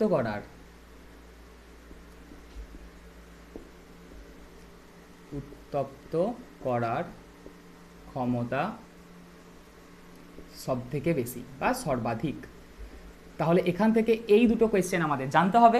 CO2 প্রধান গ্রিনহাউস গ্যাস, আর CFC যত গ্যাস আছে সব থেকে বেশি পরিমাণ আছে CO2, তার জন্য CO2 হচ্ছে প্রধান গ্রিনহাউস গ্যাস, বেশি অবদানের, তার জন্য প্রধান গ্রিনহাউস গ্যাস। কিন্তু CFC কি, এর পরিমাণ কম আছে, কিন্তু এখনও CFC বাকি সমস্ত গ্যাসগুলোর থেকে সব থেকে বেশি পরিমাণ তাপকে শোষণ করে নেয়, ফলে বায়ুমণ্ডলকে বেশি উত্তপ্ত করে। তাহলে কার ক্ষমতা বেশি? গ্রিনহাউস এফেক্টের জন্য দায়ী গ্যাস এরা সবাই, কিন্তু কার বায়ুমণ্ডলকে উত্তপ্ত করার ক্ষমতা বেশি? CFC। তাহলে CFCর কিন্তু এই কথাটা আমাদের মনে রাখতে হবে। আরও কিছু কোয়েশ্চেন হতে পারে, যেমন CFC কোথা থেকে পাওয়া যায়, একটু আগেই আমরা দেখলাম রেফ্রিজারেটর, ফ্রিজ, এসি, এই সমস্ত জায়গা থেকে বা এই সমস্ত শীততাপ নিয়ন্ত্রিত যন্ত্র থেকে CFC পাওয়া যায়। তো তোমাকে কোয়েশ্চেনটা এভাবে ঘুরিয়ে দিতে পারে যে রেফ্রিজারেটর থেকে পাওয়া যায় এমন একটা গ্যাসের নাম লেখো যেটা গ্রিনহাউস গ্যাস, তাহলে সেক্ষেত্রে আনসারটা কিন্তু হবে CFC। ক্লিয়ার? তো এই গেল গ্রিনহাউস গ্যাস এবং গ্রিনহাউস গ্যাসের ক্রম, অবদানের ক্রম, কোনটা প্রধান, কার উত্তপ্ত করার ক্ষমতা সর্বাধিক। লিখে নাও এতদূর পর্যন্ত, পজ করে একবার ভিডিওটা। চলো নেক্সট। এবার এই যে গ্রিনহাউস এফেক্ট, এই গ্রিনহাউস এফেক্টের জন্য কি ঘটছে? গ্রিনহাউস এফেক্টের জন্য কি হচ্ছে না, আমরা জানি গ্রিনহাউস গ্যাসগুলো তাপকে বাইরে বেরোতে দিচ্ছে না, তার জন্য পৃথিবীর উষ্ণতা বৃদ্ধি পাচ্ছে। আর পৃথিবীর উষ্ণতা যে বৃদ্ধি পাওয়া, এটা কি আমরা কি বলি? গ্লোবাল ওয়ার্মিং বা বিশ্ব উষ্ণায়ন। তাহলে গ্রিনহাউস এফেক্টের প্রধান গ্রিনহাউস এফেক্টের জন্য কি ঘটছে? পৃথিবীর গড় উষ্ণতা বৃদ্ধি পাচ্ছে। আর পৃথিবীর এই গড় উষ্ণতা বৃদ্ধি পাওয়া কি আমরা কি বলি? বিশ্ব উষ্ণায়ন, তাই তো? তাহলে পরের কোয়েশ্চেন, বিশ্ব উষ্ণায়ন কাকে বলে? সংজ্ঞা আমি লিখবো না, তুমি তোমার বই থেকে করে নিতে পারো, বা আগের ভিডিওগুলোতে লেখা আছে, তুমি সেখান থেকে দেখে নিতে পারো, তোমার ইচ্ছা। বই থেকেই করে নাও, তোমার টেক্সট বই দেখো, সেখানে বিশ্ব উষ্ণায়নের একটা সংজ্ঞা দেওয়া আছে। এগুলো কিন্তু আমাদের নোটসের মতো করে খাতায় লিখে নিতে হবে অথবা মুখস্থ করে ফেলতে হবে বই থেকে। তাহলে বিশ্ব উষ্ণায়ন, দ্য গ্লোবাল ওয়ার্মিং।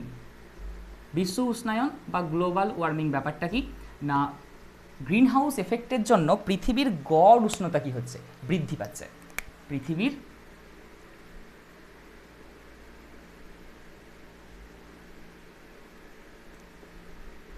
গড় উষ্ণতা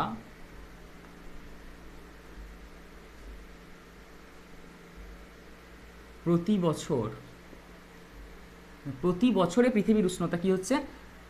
বৃদ্ধি পাচ্ছে। কতটা করে বৃদ্ধি পাচ্ছে? 0.05 ডিগ্রি সেন্টিগ্রেড করে বৃদ্ধি পাচ্ছে। এই ঘটনাটাকে আমরা কি বলছি? বিশ্ব উষ্ণায়ন। তাহলে বিশ্ব উষ্ণায়ন কিসের জন্য হচ্ছে? গ্রিনহাউস এফেক্টের জন্য। কেন? গ্রিনহাউস গ্যাসগুলো তাপকে বাইরে বেরোতে দিচ্ছে না, তার জন্য পৃথিবীর উষ্ণতা বেড়ে যাচ্ছে। আর পৃথিবীর উষ্ণতা প্রতি বছর গড়ে প্রায় 0.05 ডিগ্রি সেন্টিগ্রেড করে বাড়ছে, আর এই ঘটনাটাকে আমরা কি বলছি? বিশ্ব উষ্ণায়ন। এবার এই বিশ্ব উষ্ণায়নের প্রভাব কি কি হতে পারে? বিশ্ব উষ্ণায়নের প্রভাব না, বিশ্ব উষ্ণায়নের কারণ কি কি হতে পারে? কি কি কারণে বিশ্ব উষ্ণায়ন ঘটছে তার কিছু কারণ আগের ভিডিওতে ডিসকাস করা আছে, তোমরা সেখান থেকে করে নিতে পারো। তারপর বিশ্ব উষ্ণায়ন কমানোর উপায় কি, সেগুলোও আমরা আগের ভিডিওতে ডিসকাস করেছি, সেখান থেকে তোমরা লিখে নিতে পারো, বা তুমি তোমার বই থেকে এই কোয়েশ্চেনগুলো কিন্তু তৈরি করে নিও যে বিশ্ব উষ্ণায়ন কী, বিশ্ব উষ্ণায়নের কারণ কি, কি কারণে বিশ্ব উষ্ণায়ন ঘটছে, আর 2 নাম্বার আর বিশ্ব উষ্ণায়নের কীভাবে আমরা কমাতে পারি। এই 3টে কোয়েশ্চেন কিন্তু তোমরা অবশ্যই তৈরি করে নিও, এতে খুব একটা অসুবিধা হবে না। ক্লিয়ার? তাহলে চলো, এই জায়গাটা মোটামুটি আমাদের কভার হয়ে গেল, লিখে ফেলো এত দূর। এবার আমরা যে টপিকটা দেখবো সেটা হচ্ছে জীবাশ্ম জ্বালানি কি, বিভিন্ন জীবাশ্ম জ্বালানিগুলো কি কি, এবং তাদের তাপন মূল্যের ক্রমগুলো কি কি হয়। জীবাশ্ম জ্বালানি মানে হচ্ছে, আমরা এটা একদম ছোট থেকেই জানি যে বিভিন্ন উদ্ভিদ এবং প্রাণীদের দেহাবশেষ যদি মাটির নিচে চাপা পড়ে যায়, তাহলে মাটির চাপ এবং তাপ এছাড়া বিভিন্ন ব্যাকটেরিয়া দ্বারা ওই দেহাবশেষগুলোর কি হয়? রাসায়নিক পরিবর্তন হয়, হয়ে জ্বালানি তৈরি করে। সেই সমস্ত জ্বালানিগুলোকে আমরা কি বলছি? জীবাশ্ম জ্বালানি, যেটা আমরা ছোটো থেকে জানি। আর এর এক্সাম্পল কি? কয়লা হচ্ছে একটা জীবাশ্ম জ্বালানি, পেট্রোলিয়াম জীবাশ্ম জ্বালানি, এছাড়া প্রাকৃতিক গ্যাসও হচ্ছে একটা জীবাশ্ম জ্বালানি। তাহলে জীবাশ্ম জ্বালানি কোনগুলো? জীবাশ্ম জ্বালানি হচ্ছে কয়লা, পেট্রোলিয়াম। পেট্রোলিয়াম কি না, মাটির নিচে, কয়লা তো আমরা জানি, পেট্রোলিয়াম ব্যাপারটা হচ্ছে মাটির নিচে কি হয় না, একটা কালচে তেলের মতো এক ধরনের পদার্থ পাওয়া যায়, যেটা হচ্ছে একটা জ্বালানি, তাকে আমরা বলছি পেট্রোলিয়াম। আর কি হতে পারে? প্রাকৃতিক গ্যাস, যেটাকে আমরা ন্যাচারাল গ্যাস বলি। এই সমস্ত কিছুই হচ্ছে জীবাশ্ম জ্বালানি। এবার দেখব আমরা দেখেছিলাম যে কয়লাকে 4টে ভাগে ভাগ করা যায়। কি কি? পিট কয়লা, লিগনাইট কয়লা,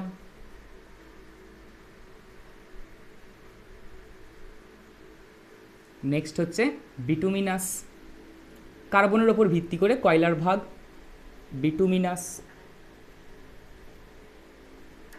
আর সবথেকে বেশি কার্বন পাওয়া যায় যে কয়লা, সেটা হচ্ছে অ্যানথ্রাসাইট।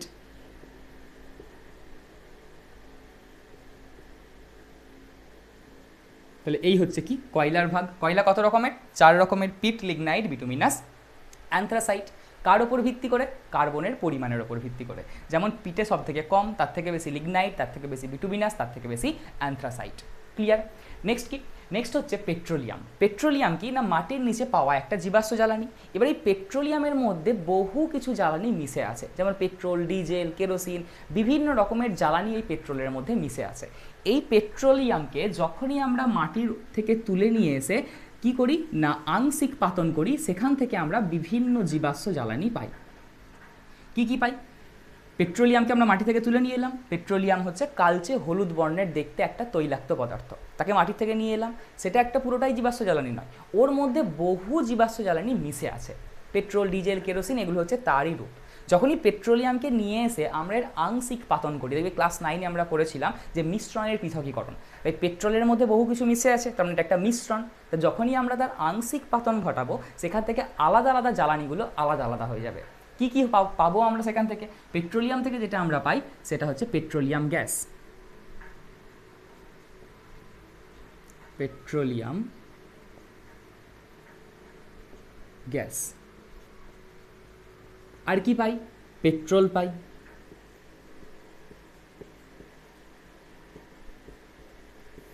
নেক্সট কি পাই? ডিজেল পাই। আর কি পাই? কেরোসিন পাই। এছাড়া আরও কয়েকটা আলাদা আলাদা জ্বালানি আমরা পাই, কিন্তু সেগুলো আমাদের এখন অত আর জানতে হবে না। আমাদের মোটামুটি এই কটা নাম মনে রাখতে হবে যে পেট্রোলিয়ামের আংশিক পাতন যখনই আমরা করি, আংশিক পাতন করলে কি হয় না পেট্রোলিয়ামের মধ্যে বহু কিছু জ্বালানি মিশে আছে, তার আংশিক পাতন করলেই সেগুলো আলাদা আলাদা হয়ে যায়। কি কি পাই? আর পেট্রোলিয়াম গ্যাস, দেন পেট্রোল, ডিজেল, কেরোসিন। চলো নেক্সট হচ্ছে, আচ্ছা এখানে একবারে জেনে নিই, এই যে পেট্রোলিয়াম গ্যাস, এটা তো গ্যাস আকারে আছে। তা যখনই গ্যাসকে আমরা খুব নিম্ন উষ্ণতা এবং উচ্চ চাপে রাখি বা উচ্চ চাপ প্রয়োগ করি পেট্রোলিয়াম গ্যাসে, তখন এই পেট্রোলিয়াম গ্যাসটা তরলে রূপান্তরিত হয়। কিসে রূপান্তরিত হয়? তরলে রূপান্তরিত হয়। আর তখনই সেই তরলটাকে আমরা কি বলি? পেট্রোলিয়াম গ্যাস আর বলি না, কারণ সে আর গ্যাস থাকলো না, সে তরলে কনভার্ট হয়ে গেল। তখন আমরা তাকে কি বলি? LPG, liquefied petroleum gas. নিশ্চয়ই মনে পড়ছে, এলপিজি, লিকুইফাইড পেট্রোলিয়াম গ্যাস। যেই এলপিজি আমরা কি করেন রান্নার কাজে ব্যবহৃত হয়। আমাদের বাড়িতে যে গ্যাস সিলিন্ডার আছে, সেই গ্যাস সিলিন্ডারের ভিতরে কোন গ্যাস আছে? LPG, liquefied petroleum gas. পেলাম কোথা থেকে? না সেটাকে পেলাম পেট্রোলিয়াম গ্যাস থেকে। পেট্রোলিয়াম গ্যাস কোথায় ছিল? পেট্রোলিয়াম গ্যাস ছিল পেট্রোলিয়ামের মধ্যে, অর্থাৎ পেট্রোলিয়াম যেটা মাটি থেকে তুলেছিলাম, তার আংশিক পাতন করলাম, পেট্রোলিয়াম গ্যাস পেলাম, তাকে চাপ প্রয়োগ করলাম, সেটা থেকে এলপিজি পেলাম। আর এখান থেকে আরও একটা কোয়েশ্চেন আমরা মনে রেখেছিলাম যে এই এলপিজি এর মধ্যে তো বহু গ্যাস আছে, কিন্তু এর প্রধান উপাদান কি? অর্থাৎ সবথেকে বেশি পরিমাণ এলপিজির মধ্যে কি আছে না প্রধান উপাদান বিউটেন। অর্থাৎ আমরা আমাদের রান্নার কাজে যে গ্যাস ব্যবহার করি, তার সবথেকে বেশি যেই গ্যাসটা ওই সিলিন্ডারের মধ্যে আছে তার নাম হচ্ছে কি? তার নাম হচ্ছে বিউটেন। এই গেল আমাদের পেট্রোলিয়ামের ব্যাপার স্যাপার। এরপর হচ্ছে প্রাকৃতিক গ্যাস বা ন্যাচারাল গ্যাস। এই পেট্রোলিয়াম বা কয়লা খনিতে কি হয় না, যখন কয়লা উত্তোলন হচ্ছে বা পেট্রোলিয়াম উত্তোলন হচ্ছে, ওই খনিতে এক ধরনের গ্যাস পাওয়া যায় প্রাকৃতিকভাবে, যেটা তৈরি হয়েছে। যেই গ্যাসটাকে আমরা কি বলছি? প্রাকৃতিক গ্যাস। যেহেতু প্রাকৃতিকভাবে তৈরি হয়েছে, তার জন্য আমরা তাকে কি বলছি? প্রাকৃতিক গ্যাস বা ন্যাচারাল গ্যাস। কোথায় পাওয়া যায়? কয়লা খনিতে বা পেট্রোলিয়ামের খনিতেই ওগুলো পাওয়া যায়। ক্লিয়ার? এবার এই প্রাকৃতিক গ্যাসকে সেই একই রকমভাবে যখন উচ্চ চাপে তরলে পরিণত করা হয়। খুব উচ্চ চাপ প্রয়োগ করলেই প্রাকৃতিক গ্যাস তরলে কনভার্ট হয়ে যাবে, তখনই আমরা তাকে কী নাম দেবো? CNG. CNG full form compressed natural gas. Compressed natural gas. দেখো কম্প্রেসড মানে কি? চেপে প্রয়োগ, খুব চাপ দিয়ে কি করা হয়েছে? ন্যাচারাল গ্যাসকে তরলে রূপান্তরিত করা হয়েছে, দিয়ে নাম দিয়েছি সিএনজি, যেটাকে আমরা বলছি কম্প্রেসড ন্যাচারাল গ্যাস। এই কম্প্রেসড ন্যাচারাল গ্যাসও একটা জীবাশ্ম জ্বালানি। চলো, এই কম্প্রেসড ন্যাচারাল গ্যাস বা সিএনজি এর প্রধান উপাদান কি? মানে এই সিএনজির মধ্যে বহু গ্যাসই মিশে আছে, কিন্তু কোনটা সবথেকে বেশি পরিমাণ আছে? এর প্রধান উপাদান হচ্ছে মিথেন। একটু আগেই আমরা দেখলাম মিথেন হচ্ছে একটা গ্রিন হাউস গ্যাস, সেই মিথেনই হচ্ছে কি না সিএনজি এর প্রধান উপাদান। চলো ক্লিয়ার? তাহলে এই গেল আমাদের বিভিন্ন রকমের জীবাশ্ম জ্বালানিগুলো। কি কি জীবাশ্ম জ্বালানি আছে লিখে ফেলো তো দূর। এই যে ধরো জীবাশ্ম জ্বালানিগুলো আছে, এই জীবাশ্ম জ্বালানিগুলোকে যদি আমরা পোড়াই তাহলে কি পাই? আমরা সেখান থেকে তাপ পাই। এই তাপের মান কি সমস্ত জীবাশ্ম জ্বালানির ক্ষেত্রে একই? অর্থাৎ সমস্ত জীবাশ্ম জ্বালানি থেকে কি আমরা একই পরিমাণ তাপ পাবো? কখনোই না। কোনোটা থেকে আমরা বেশি পরিমাণ তাপ পাবো, কোনো জীবাশ্ম জ্বালানি থেকে আমরা কম পরিমাণ তাপ পাবো। তাই তাপের ওপর ভিত্তি করে বা কোনটা থেকে বেশি পাবো বা কোন জ্বালানি থেকে কম পাবো, সেইটার ওপর ভিত্তি করে আমরা একটা নতুন রাশিকে ইন্ট্রোডিউস করিয়েছি, যেই রাশিটাকে আমরা কি বলছি? তাপন মূল্য বা ক্যালোরিফিক মান। তাপন মূল্য বা ক্যালোরিফিক মান কাকে বলে? দেখো কি লেখা আছে না, একক ভরের কোনো কঠিন বা তরল পদার্থ অথবা এসটিপিতে একক আয়তনের কোনো গ্যাসীয় পদার্থের সম্পূর্ণ দহনে যে তাপশক্তি পাওয়া যায় তাকে তাপন মূল্য বা ক্যালোরিফিক মান বলে। অর্থাৎ যদি কঠিন বা তরল হয় তাহলে আমরা একক পরিমাণ নেব, একক মানে 1 কেজি বা 1 গ্রাম পরিমাণ নেব, দিয়ে তাকে আমরা সম্পূর্ণ জ্বালিয়ে দেবো, তাহলে সেখান থেকে আমরা তাপ পাবো। তাহলে এই 1 গ্রাম বা 1 কেজি কঠিন বা তরল জ্বালানি পুড়িয়ে যে তাপ পাবো তাকে বলবো আমরা কি? ওই জ্বালানির তাপন মূল্য। আর যদি সেটা গ্যাসীয় পদার্থ হয় তাহলে কি হবে না, তার একক আয়তন নেব, অর্থাৎ 1 লিটার 1 সেন্টিমিটার কিউব বা 1 মিটার কিউব, দিয়ে তাকে আমরা পোড়াবো, দিয়ে যে পরিমাণ তাপ পাবো তাকে আমরা কি বলবো? ওই তরল ওই গ্যাসীয় জ্বালানিটার তাপন মূল্য। তাহলে কঠিন তরল হলে কি হবে? 1 কেজি বা 1 গ্রাম নিয়ে পুড়িয়ে দেখবো কতটা তাপ পাচ্ছি। আর যদি তরল হয় যদি গ্যাসীয় হয় তাহলে কি হবে না, একক আয়তন নিয়ে পুড়িয়ে দেখবো কতটা তাপ পাচ্ছি, তাকেই আমরা বলবো কি না তাপন মূল্য। তাহলে তাপন মূল্য মানে এই টার্মটা তোমাকে খুব ভালো করে বুঝতে হবে, যে তাপন মূল্য বার করতে গেলে আমাদের যেটা করতে হবে সেটা হচ্ছে তাপন মূল্য সমান কি আমরা কতটা তাপ শক্তি পাচ্ছি, কতটা তাপ বা তাপ শক্তি পাচ্ছি, কিন্তু কার জন্য? দেখো লেখাই আছে একক ভরের জন্য। তাহলে একক ভরের জন্য যে তাপ শক্তি আমার লাগে, একক ভরের জন্য বার করতে গেলে 1 কেজি বা 1 গ্রামের জন্য বার করতে গেলে আমাদের কি করতে হয়? সেই রাশিটাকে দিয়ে ভাগ করতে হয়। চলো এরকম ব্যাপারটা যে 10টা চকলেটের দাম ধরো আমি বললাম 20 টাকা, তাহলে একটা চকলেটের দাম কত? 2 টাকা। তাহলে একটা চকলেটের বার করার জন্য দেখো আমরা কি করছি? চকলেটের সংখ্যা দিয়ে ভাগ করছি। এরকমই ব্যাপারটা যে এখানেও আমাদের কিনা একক ভরের জন্য বার করতে হবে কতটা তাপ শক্তি পাওয়া যাচ্ছে, তার জন্য আমাদের তাপ শক্তিকে কি করতে হবে?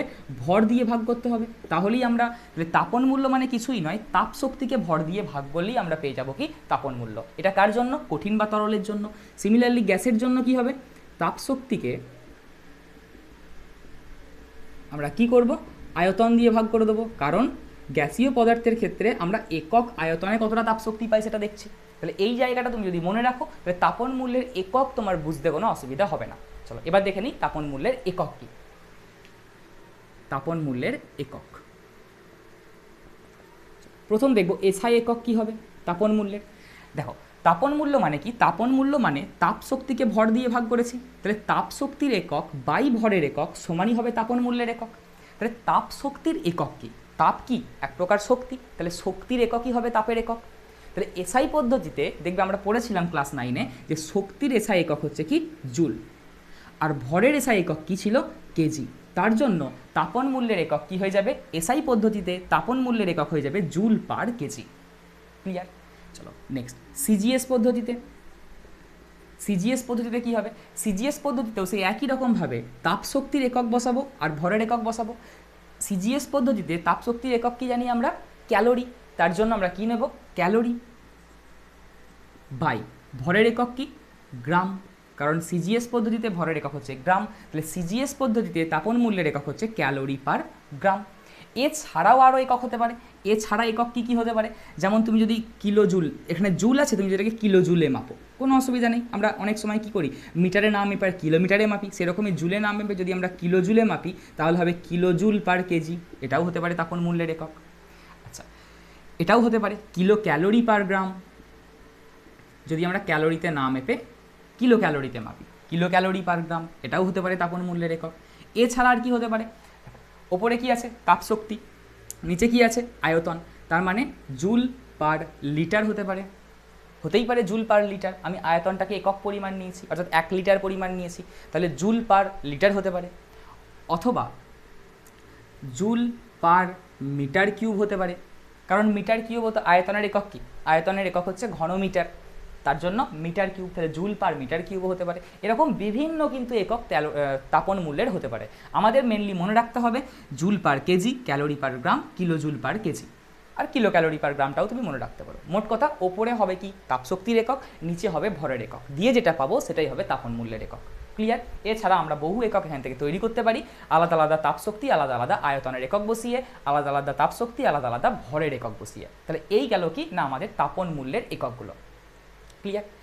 এবার নেক্সট পয়েন্ট হচ্ছে, এই যে আমরা এতক্ষণ ধরে যে আলাদা আলাদা জীবাশ্ম জ্বালানিগুলো পড়লাম, কয়লা, পেট্রোলিয়াম থেকে আলাদা আলাদা বিভিন্ন জীবাশ্ম জ্বালানি পেলাম, প্রাকৃতিক গ্যাস যেখান থেকে আমরা পেলাম সিএনজি, তাহলে এই জীবাশ্ম জ্বালানিগুলোর কার তাপন মূল্য বেশি, অর্থাৎ কোনটাকে পোড়ালে বেশি পরিমাণ তাপ পাবো, কোনটাকে পোড়ালে কম পরিমাণ তাপ পাবো, সেটা আমাদের জানতে হবে। তাহলে বিভিন্ন জীবাশ্ম জ্বালানির তাপন মূল্যের ক্রম, তাহলে বিভিন্ন জীবাশ্ম জ্বালানির তাপন মূল্যের ক্রমটা কেমন হবে, দেখো একবার আমরা আনসারটা লিখছি যে বিভিন্ন জীবাশ্ম জ্বালানির তাপন মূল্যের ক্রম, অর্থাৎ কার তাপন মূল্য বেশি, কার তাপন মূল্য কম, সেটা আমরা এবার দেখব। তাহলে তাপন মূল্যের ক্রম,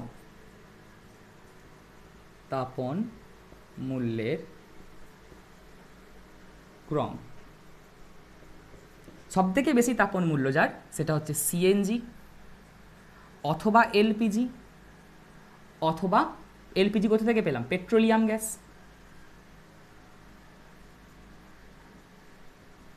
পেট্রোলিয়াম গ্যাস থেকেই আমরা কি পেলাম, এলপিজি পেলাম, তাহলে এলপিজিও যা পেট্রোলিয়াম গ্যাসও ব্যাপারটা তাই হবে।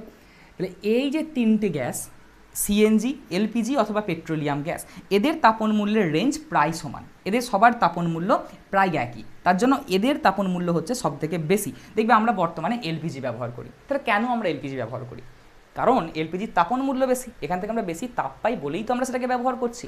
যদি আমরা অন্য কোনো জ্বালানি থেকে বেশি তাপ পাই তাহলে আমরা সেটাকে ব্যবহার করব। ঠিক আছে, তাহলে সিএনজি, এলপিজি এবং পেট্রোলিয়াম গ্যাস, এই তিনটের তাপন মূল্য হচ্ছে সব থেকে বেশি। এর থেকে কম পরিমাণ তাপন মূল্য কার, এর থেকে কম হচ্ছে পেট্রোল, তার থেকে কম ডিজেল, তার থেকে কম কেরোসিন, আর তার থেকে কম কয়লা। অর্থাৎ আমরা যে যে জীবাশ্ম জ্বালানিগুলো দেখলাম তার মধ্যে কয়লার তাপন মূল্য হচ্ছে সব থেকে কম, সব থেকে বেশি কার, সিএনজি, এলপিজি বা পেট্রোলিয়াম গ্যাসের, তার থেকে কম পেট্রোল, দেন ডিজেল, দেন কেরোসিন, তারপরে হচ্ছে কয়লা। তাহলে এদের তাপন মূল্যের ক্রমটা হচ্ছে এরকম টাইপের, এদের সব থেকে বেশি, যত আমরা এদিকে যাব তত তাপন মূল্য কি হয়ে যাবে, কমে যাবে। তাহলে তুমি ক্রমটা মনে রাখলেই বুঝতে পারবে যে কার তাপন মূল্য কম, কার তাপন মূল্য বেশি। আর এখান থেকে মাধ্যমিকে এরকম কোয়েশ্চেন দেয় যে তোমাকে হয়তো 4টে অপশান দিয়ে দিল, দিয়ে বললো কোনটির তাপন মূল্য বেশি, তো তোমাকে সেখান থেকে আইডেন্টিফাই করতে হবে যে কোন জ্বালানিটার তাপন মূল্য বেশি। বোঝা গেছে? চল, এখান থেকে আরও একটা কোয়েশ্চেন হয়, কীরকম টাইপের কোয়েশ্চেন, ধরো এরকম একটা কোয়েশ্চেন দিল যে পেট্রোলের তাপন মূল্য, পেট্রোলের তাপন মূল্য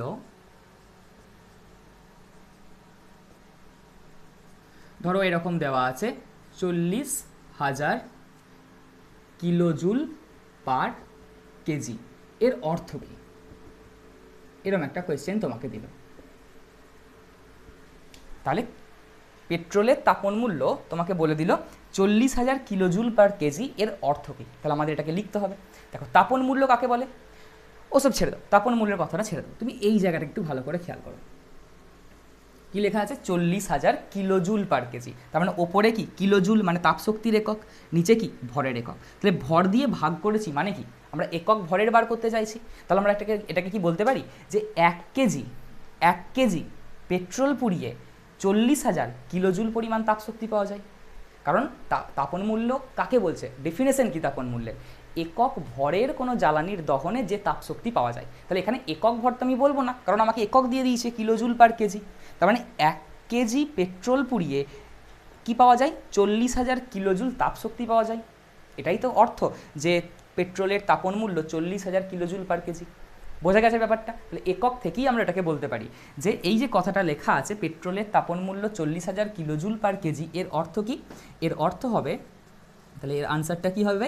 আনসারটা হবে যে 1 কেজি পেট্রোল পুড়িয়ে বা 1 কেজি পেট্রোলের, একটু ভালো ভাষায় লেখো, সম্পূর্ণ দহনে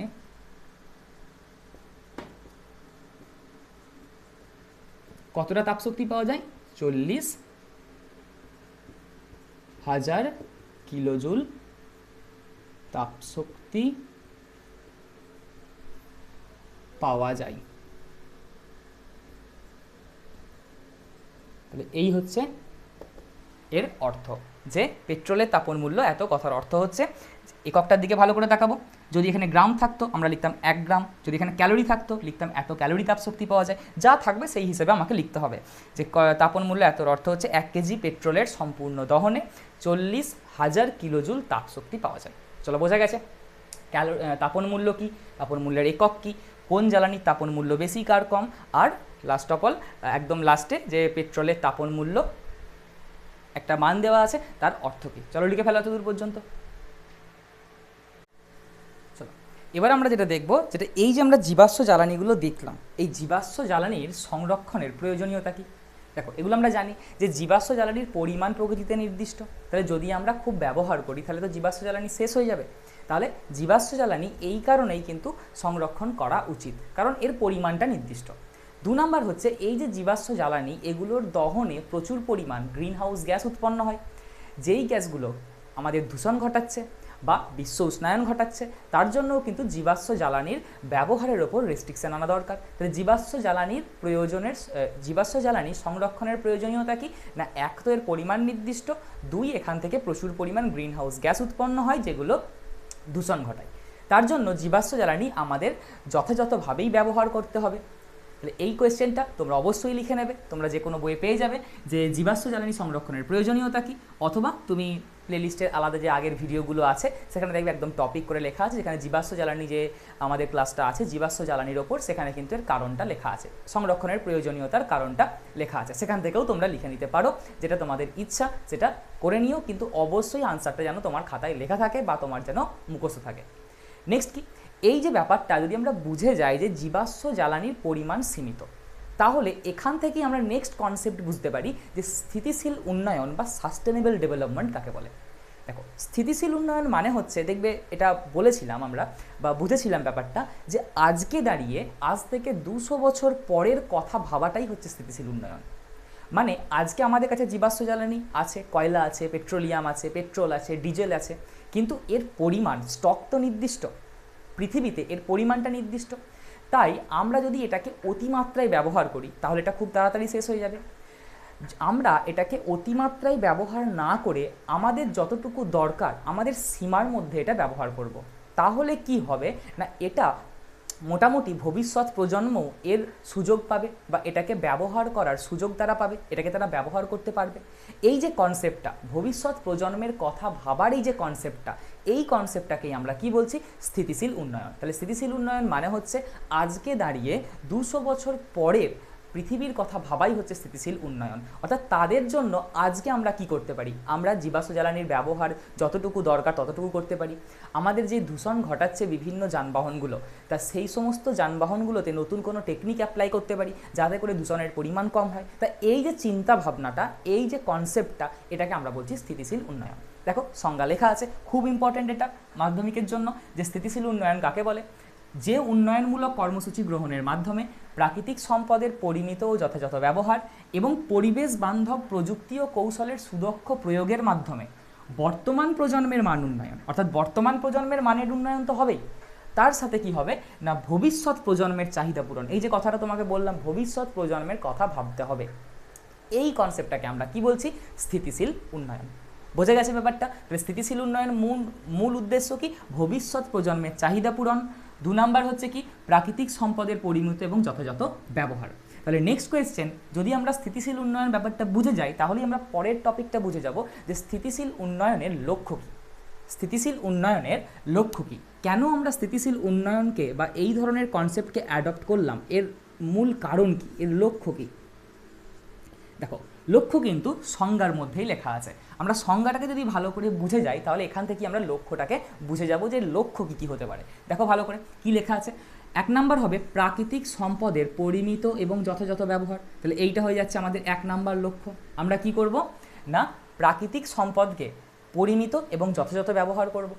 2 নাম্বার কি হবে বর্তমান প্রজন্মের মান উন্নয়ন, অর্থাৎ বর্তমান যে আমরা যে আছি আমাদের মান উন্নয়ন তো হবেই, তার সাথে কি করতে হবে ভবিষ্যৎ প্রজন্মের চাহিদা পূরণ। তাহলে এটা হয়ে গেল আমাদের 2 নাম্বার লক্ষ্য। তাহলে এই হয়ে গেল স্থিতিশীল উন্নয়নের সংজ্ঞা এবং স্থিতিশীল উন্নয়নের লক্ষ্য।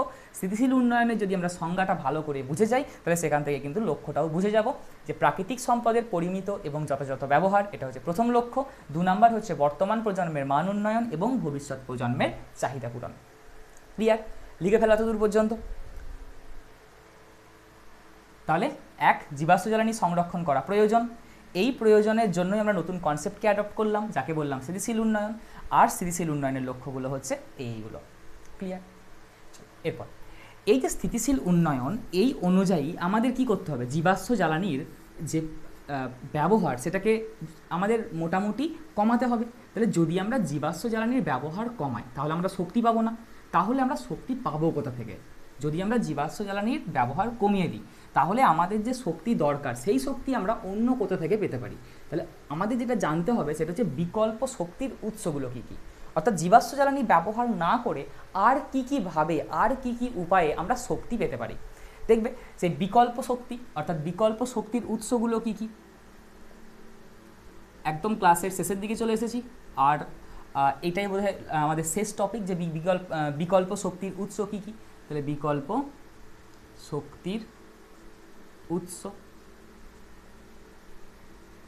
চলো বিকল্প শক্তির উৎস কী কী। 1 নাম্বার আমরা জানি সৌরশক্তি। এই জায়গাটা দেখবে বইয়ে আছে, একবার রিডিং করে নিও। সৌরশক্তি মানে হচ্ছে কি যে সোলার প্যানেল আছে, সেই সোলার প্যানেলে যখনই সূর্যের আলো এসে পড়বে সূর্যের আলোর মধ্যে যে শক্তি আছে তাকে আমরা কিসে কনভার্ট করি তড়িৎ শক্তিতে। তাহলে আমরা শক্তি পেলাম সূর্যের আলোকে ব্যবহার করে, অর্থাৎ আলোক শক্তি থেকে আমরা কি পেলাম তড়িৎ শক্তি পেলাম। এই গেল সৌরশক্তি। তাহলে এটা একটা বিকল্প শক্তির এক্সাম্পল। 2 নাম্বার কি বায়ু শক্তি। বড় বড় পোলের ওপর দেখবে বড় বড় ফ্যান লাগানো থাকে বায়ু শক্তি। বায়ু শক্তি ব্যাপারটা কি, এরকম বড় বড় পোল আছে, যেই পোলের ওপর কি করা থাকে এরকম বড় বড় ব্লেডযুক্ত ফ্যানকে লাগানো থাকে। কি হয় না যখনই বায়ু প্রবাহিত হয় তখনই ফ্যানটা ঘোরে, আর ফ্যানের মধ্যে কি আছে টারবাইন বা জেনারেটর আছে। যখনই ফ্যানটা ঘোরে ভিতরে টারবাইন বা জেনারেটরটাও ঘুরতে থাকে, তার ফলে কি হয় না আমরা ওখান থেকে কারেন্ট পাই। তাহলে বায়ু শক্তি মানে হচ্ছে বায়ুর যে গতিশক্তি তাকে ব্যবহার করে আমরা এখান থেকে কারেন্ট পাচ্ছি। তাহলে এইভাবেও কিন্তু আমরা শক্তি পেতে পারি। তাহলে এটা একটা বিকল্প শক্তি হিসেবে আমরা ভাবতে পারি। 3 নাম্বার কি ভূতাপ শক্তি।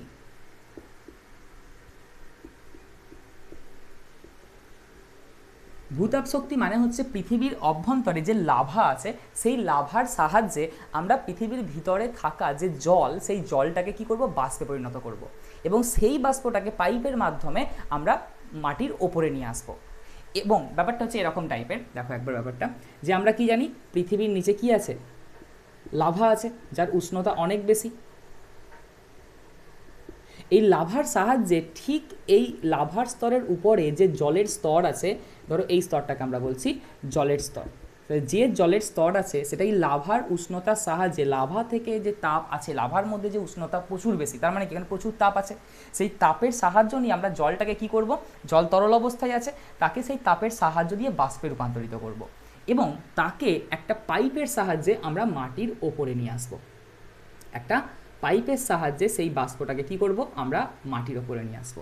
এবার কি হবে, বাষ্পটা খুব দ্রুত বাইরে বেরোবে।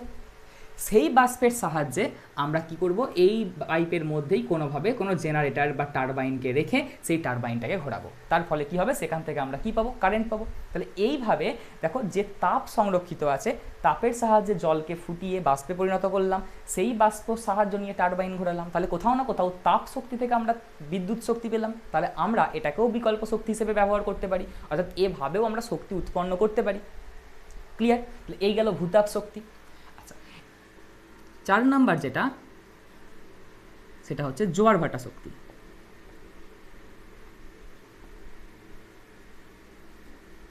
জোয়ার ভাটার শক্তি। জোয়ার ভাটার শক্তিটা কি, সমুদ্র উপকূল অঞ্চলে, ধরো এখানে সমুদ্র আছে, এটা হচ্ছে আমাদের সমুদ্র, সমুদ্রের যে উপকূল অঞ্চল এটা হচ্ছে স্থলভাগ, এটা হচ্ছে স্থলভাগ, আর এটা হচ্ছে আমাদের সমুদ্র। তা সমুদ্র উপকূল অঞ্চলে, যেখানে সমুদ্র আর স্থলভাগ একদম উপকূল যে অঞ্চলটা, সেই অঞ্চলে কি করি আমরা, এরকম কৃত্রিম উপায়ে এরকম গর্ত তৈরি করি, এবং যেই গর্তের মধ্যে আমরা কি করি না, টারবাইন বা জেনারেটরকে ফিট করে দিই। এরকমভাবে টারবাইন বা জেনারেটরকে আমরা কি করে দিই, ফিট করে দিই। কি হয়, যখন জোয়ার হয়, জোয়ারের সময় কি হয়, সমুদ্রের জল স্থলভাগের উপরে চলে আসে। তাহলে যখন সমুদ্রের জল স্থলভাগের উপরে চলে আসে, তখন জল এই নলের মধ্য দিয়ে বা এই ফাঁকা জায়গার মধ্য দিয়ে দ্রুত প্রবেশ করে, তার ফলে টারবাইনগুলো ঘুরতে থাকে, আর টারবাইন ঘুরলেই আমরা কি পাবো, বিদ্যুৎ পাবো। সিমিলারলি যখন ভাটা হবে, তখন কি হবে, স্থলভাগ থেকে জল আবার সমুদ্রে ফিরে যায়, তাহলে তখন নলের মধ্য দিয়ে বিপরীত দিকে জলটা বইতে চাইবে, তার ফলেও কিন্তু টারবাইনগুলো ঘুরবে, আমরা সেখান থেকে কারেন্ট পাবো। তাহলে দেখো জলের মধ্যে, জলের যে গতিশক্তি, সেটাকে কাজে লাগিয়ে আমরা কি করেছি, জোয়ার ভাটা, এই যে গতিশক্তিটাকে কাজে লাগিয়ে আমরা কি করেছি, সেখান থেকে বিদ্যুৎ উৎপন্ন করতে পারছি। তাহলে এটাকেও আমরা শক্তির একটা বিকল্প উৎস হিসেবে ব্যবহার করতে পারি, যাকে নাম দিয়েছি কি, যাকে আমরা নাম দিয়েছি জোয়ার ভাটা শক্তি। ক্লিয়ার আছে দূর পর্যন্ত? নেক্সট, খুব ইম্পর্ট্যান্ট নেক্সট যে জায়গাটা, কারণ সেখান থেকেই কোয়েশ্চেন আমাদের বেশি আসে, সেটা হচ্ছে বিভিন্ন জৈব আবর্জনাকে আমরা কিন্তু ব্যবহার করতে পারি শক্তির উৎস হিসেবে।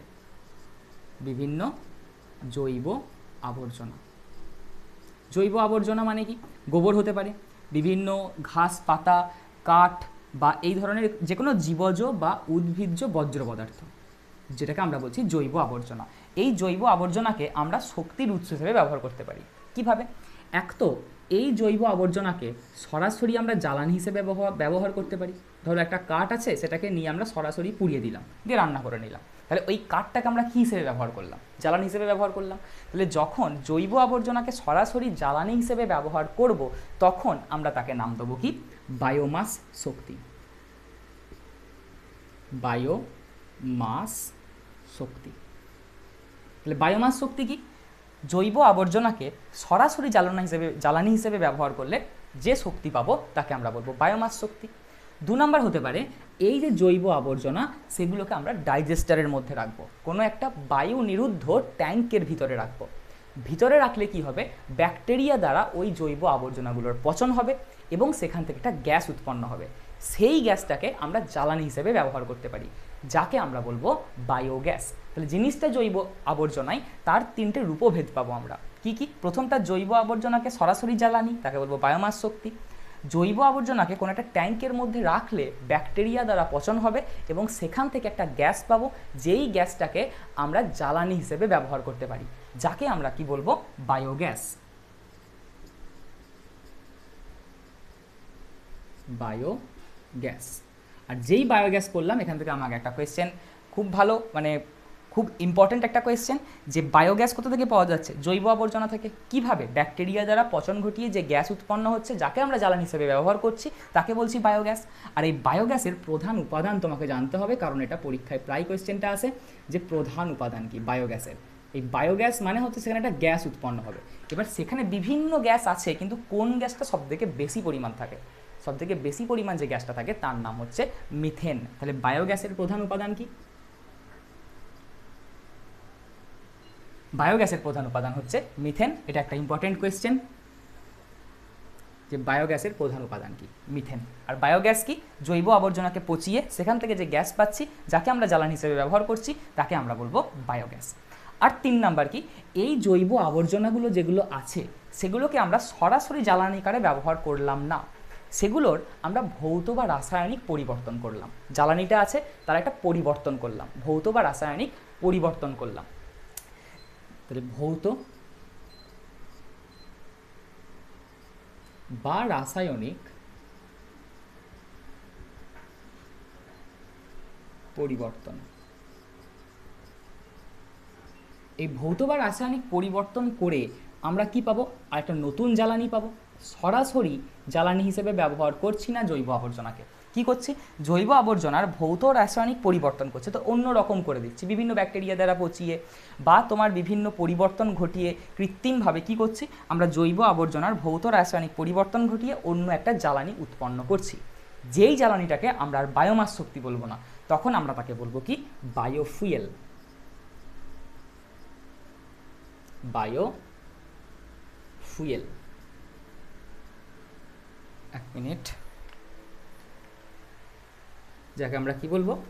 বায়োফুয়েল। চলো এভাবে লিখছি।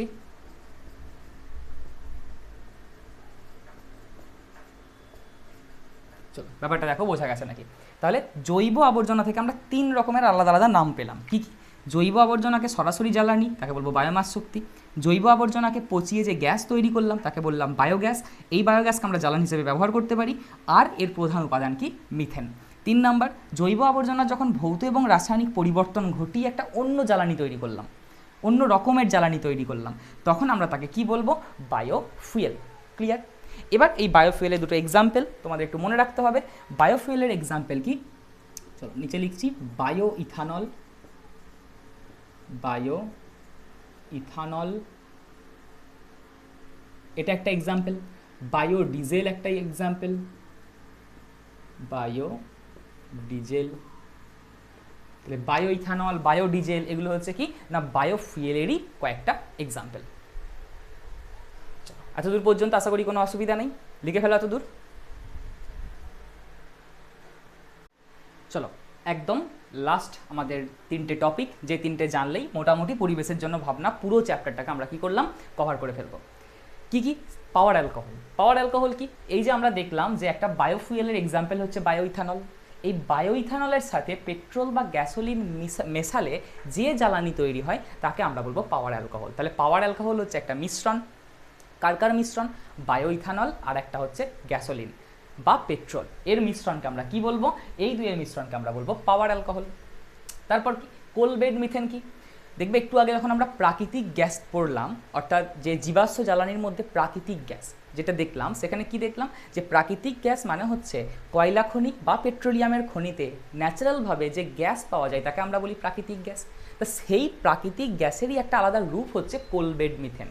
কোলবেড মিথেন মানে হচ্ছে কয়লা খনির মিথেন, অর্থাৎ কয়লা খনিতে প্রাকৃতিক গ্যাস যে পাওয়া যায় তারই একটা রূপ হচ্ছে কি না কোলবেড মিথেন। এবার এখান থেকে একটা কোয়েশ্চেন, যে কোলবেড মিথেন এর প্রধান উপাদান কি? দেখতেই পাচ্ছ যে কোলবেড মিথেন, তাহলে কোলবেড মিথেনের প্রধান উপাদান কি হবে? মিথেন। অর্থাৎ কোলবেড মিথেনের মধ্যে কোন গ্যাসটা বেশি পরিমাণ থাকে? মিথেন গ্যাস বেশি পরিমাণ থাকে। ঠিক আছে, চলো নেক্সট কি? নেক্সট হচ্ছে মিথেন হাইড্রেট। মিথেন হাইড্রেট এর সংকেত মনে রাখলেই আমরা পুরো ব্যাপারটা বুঝতে পারবো। মিথেন হাইড্রেট এর সংকেত হচ্ছে 4CH4.23H2O।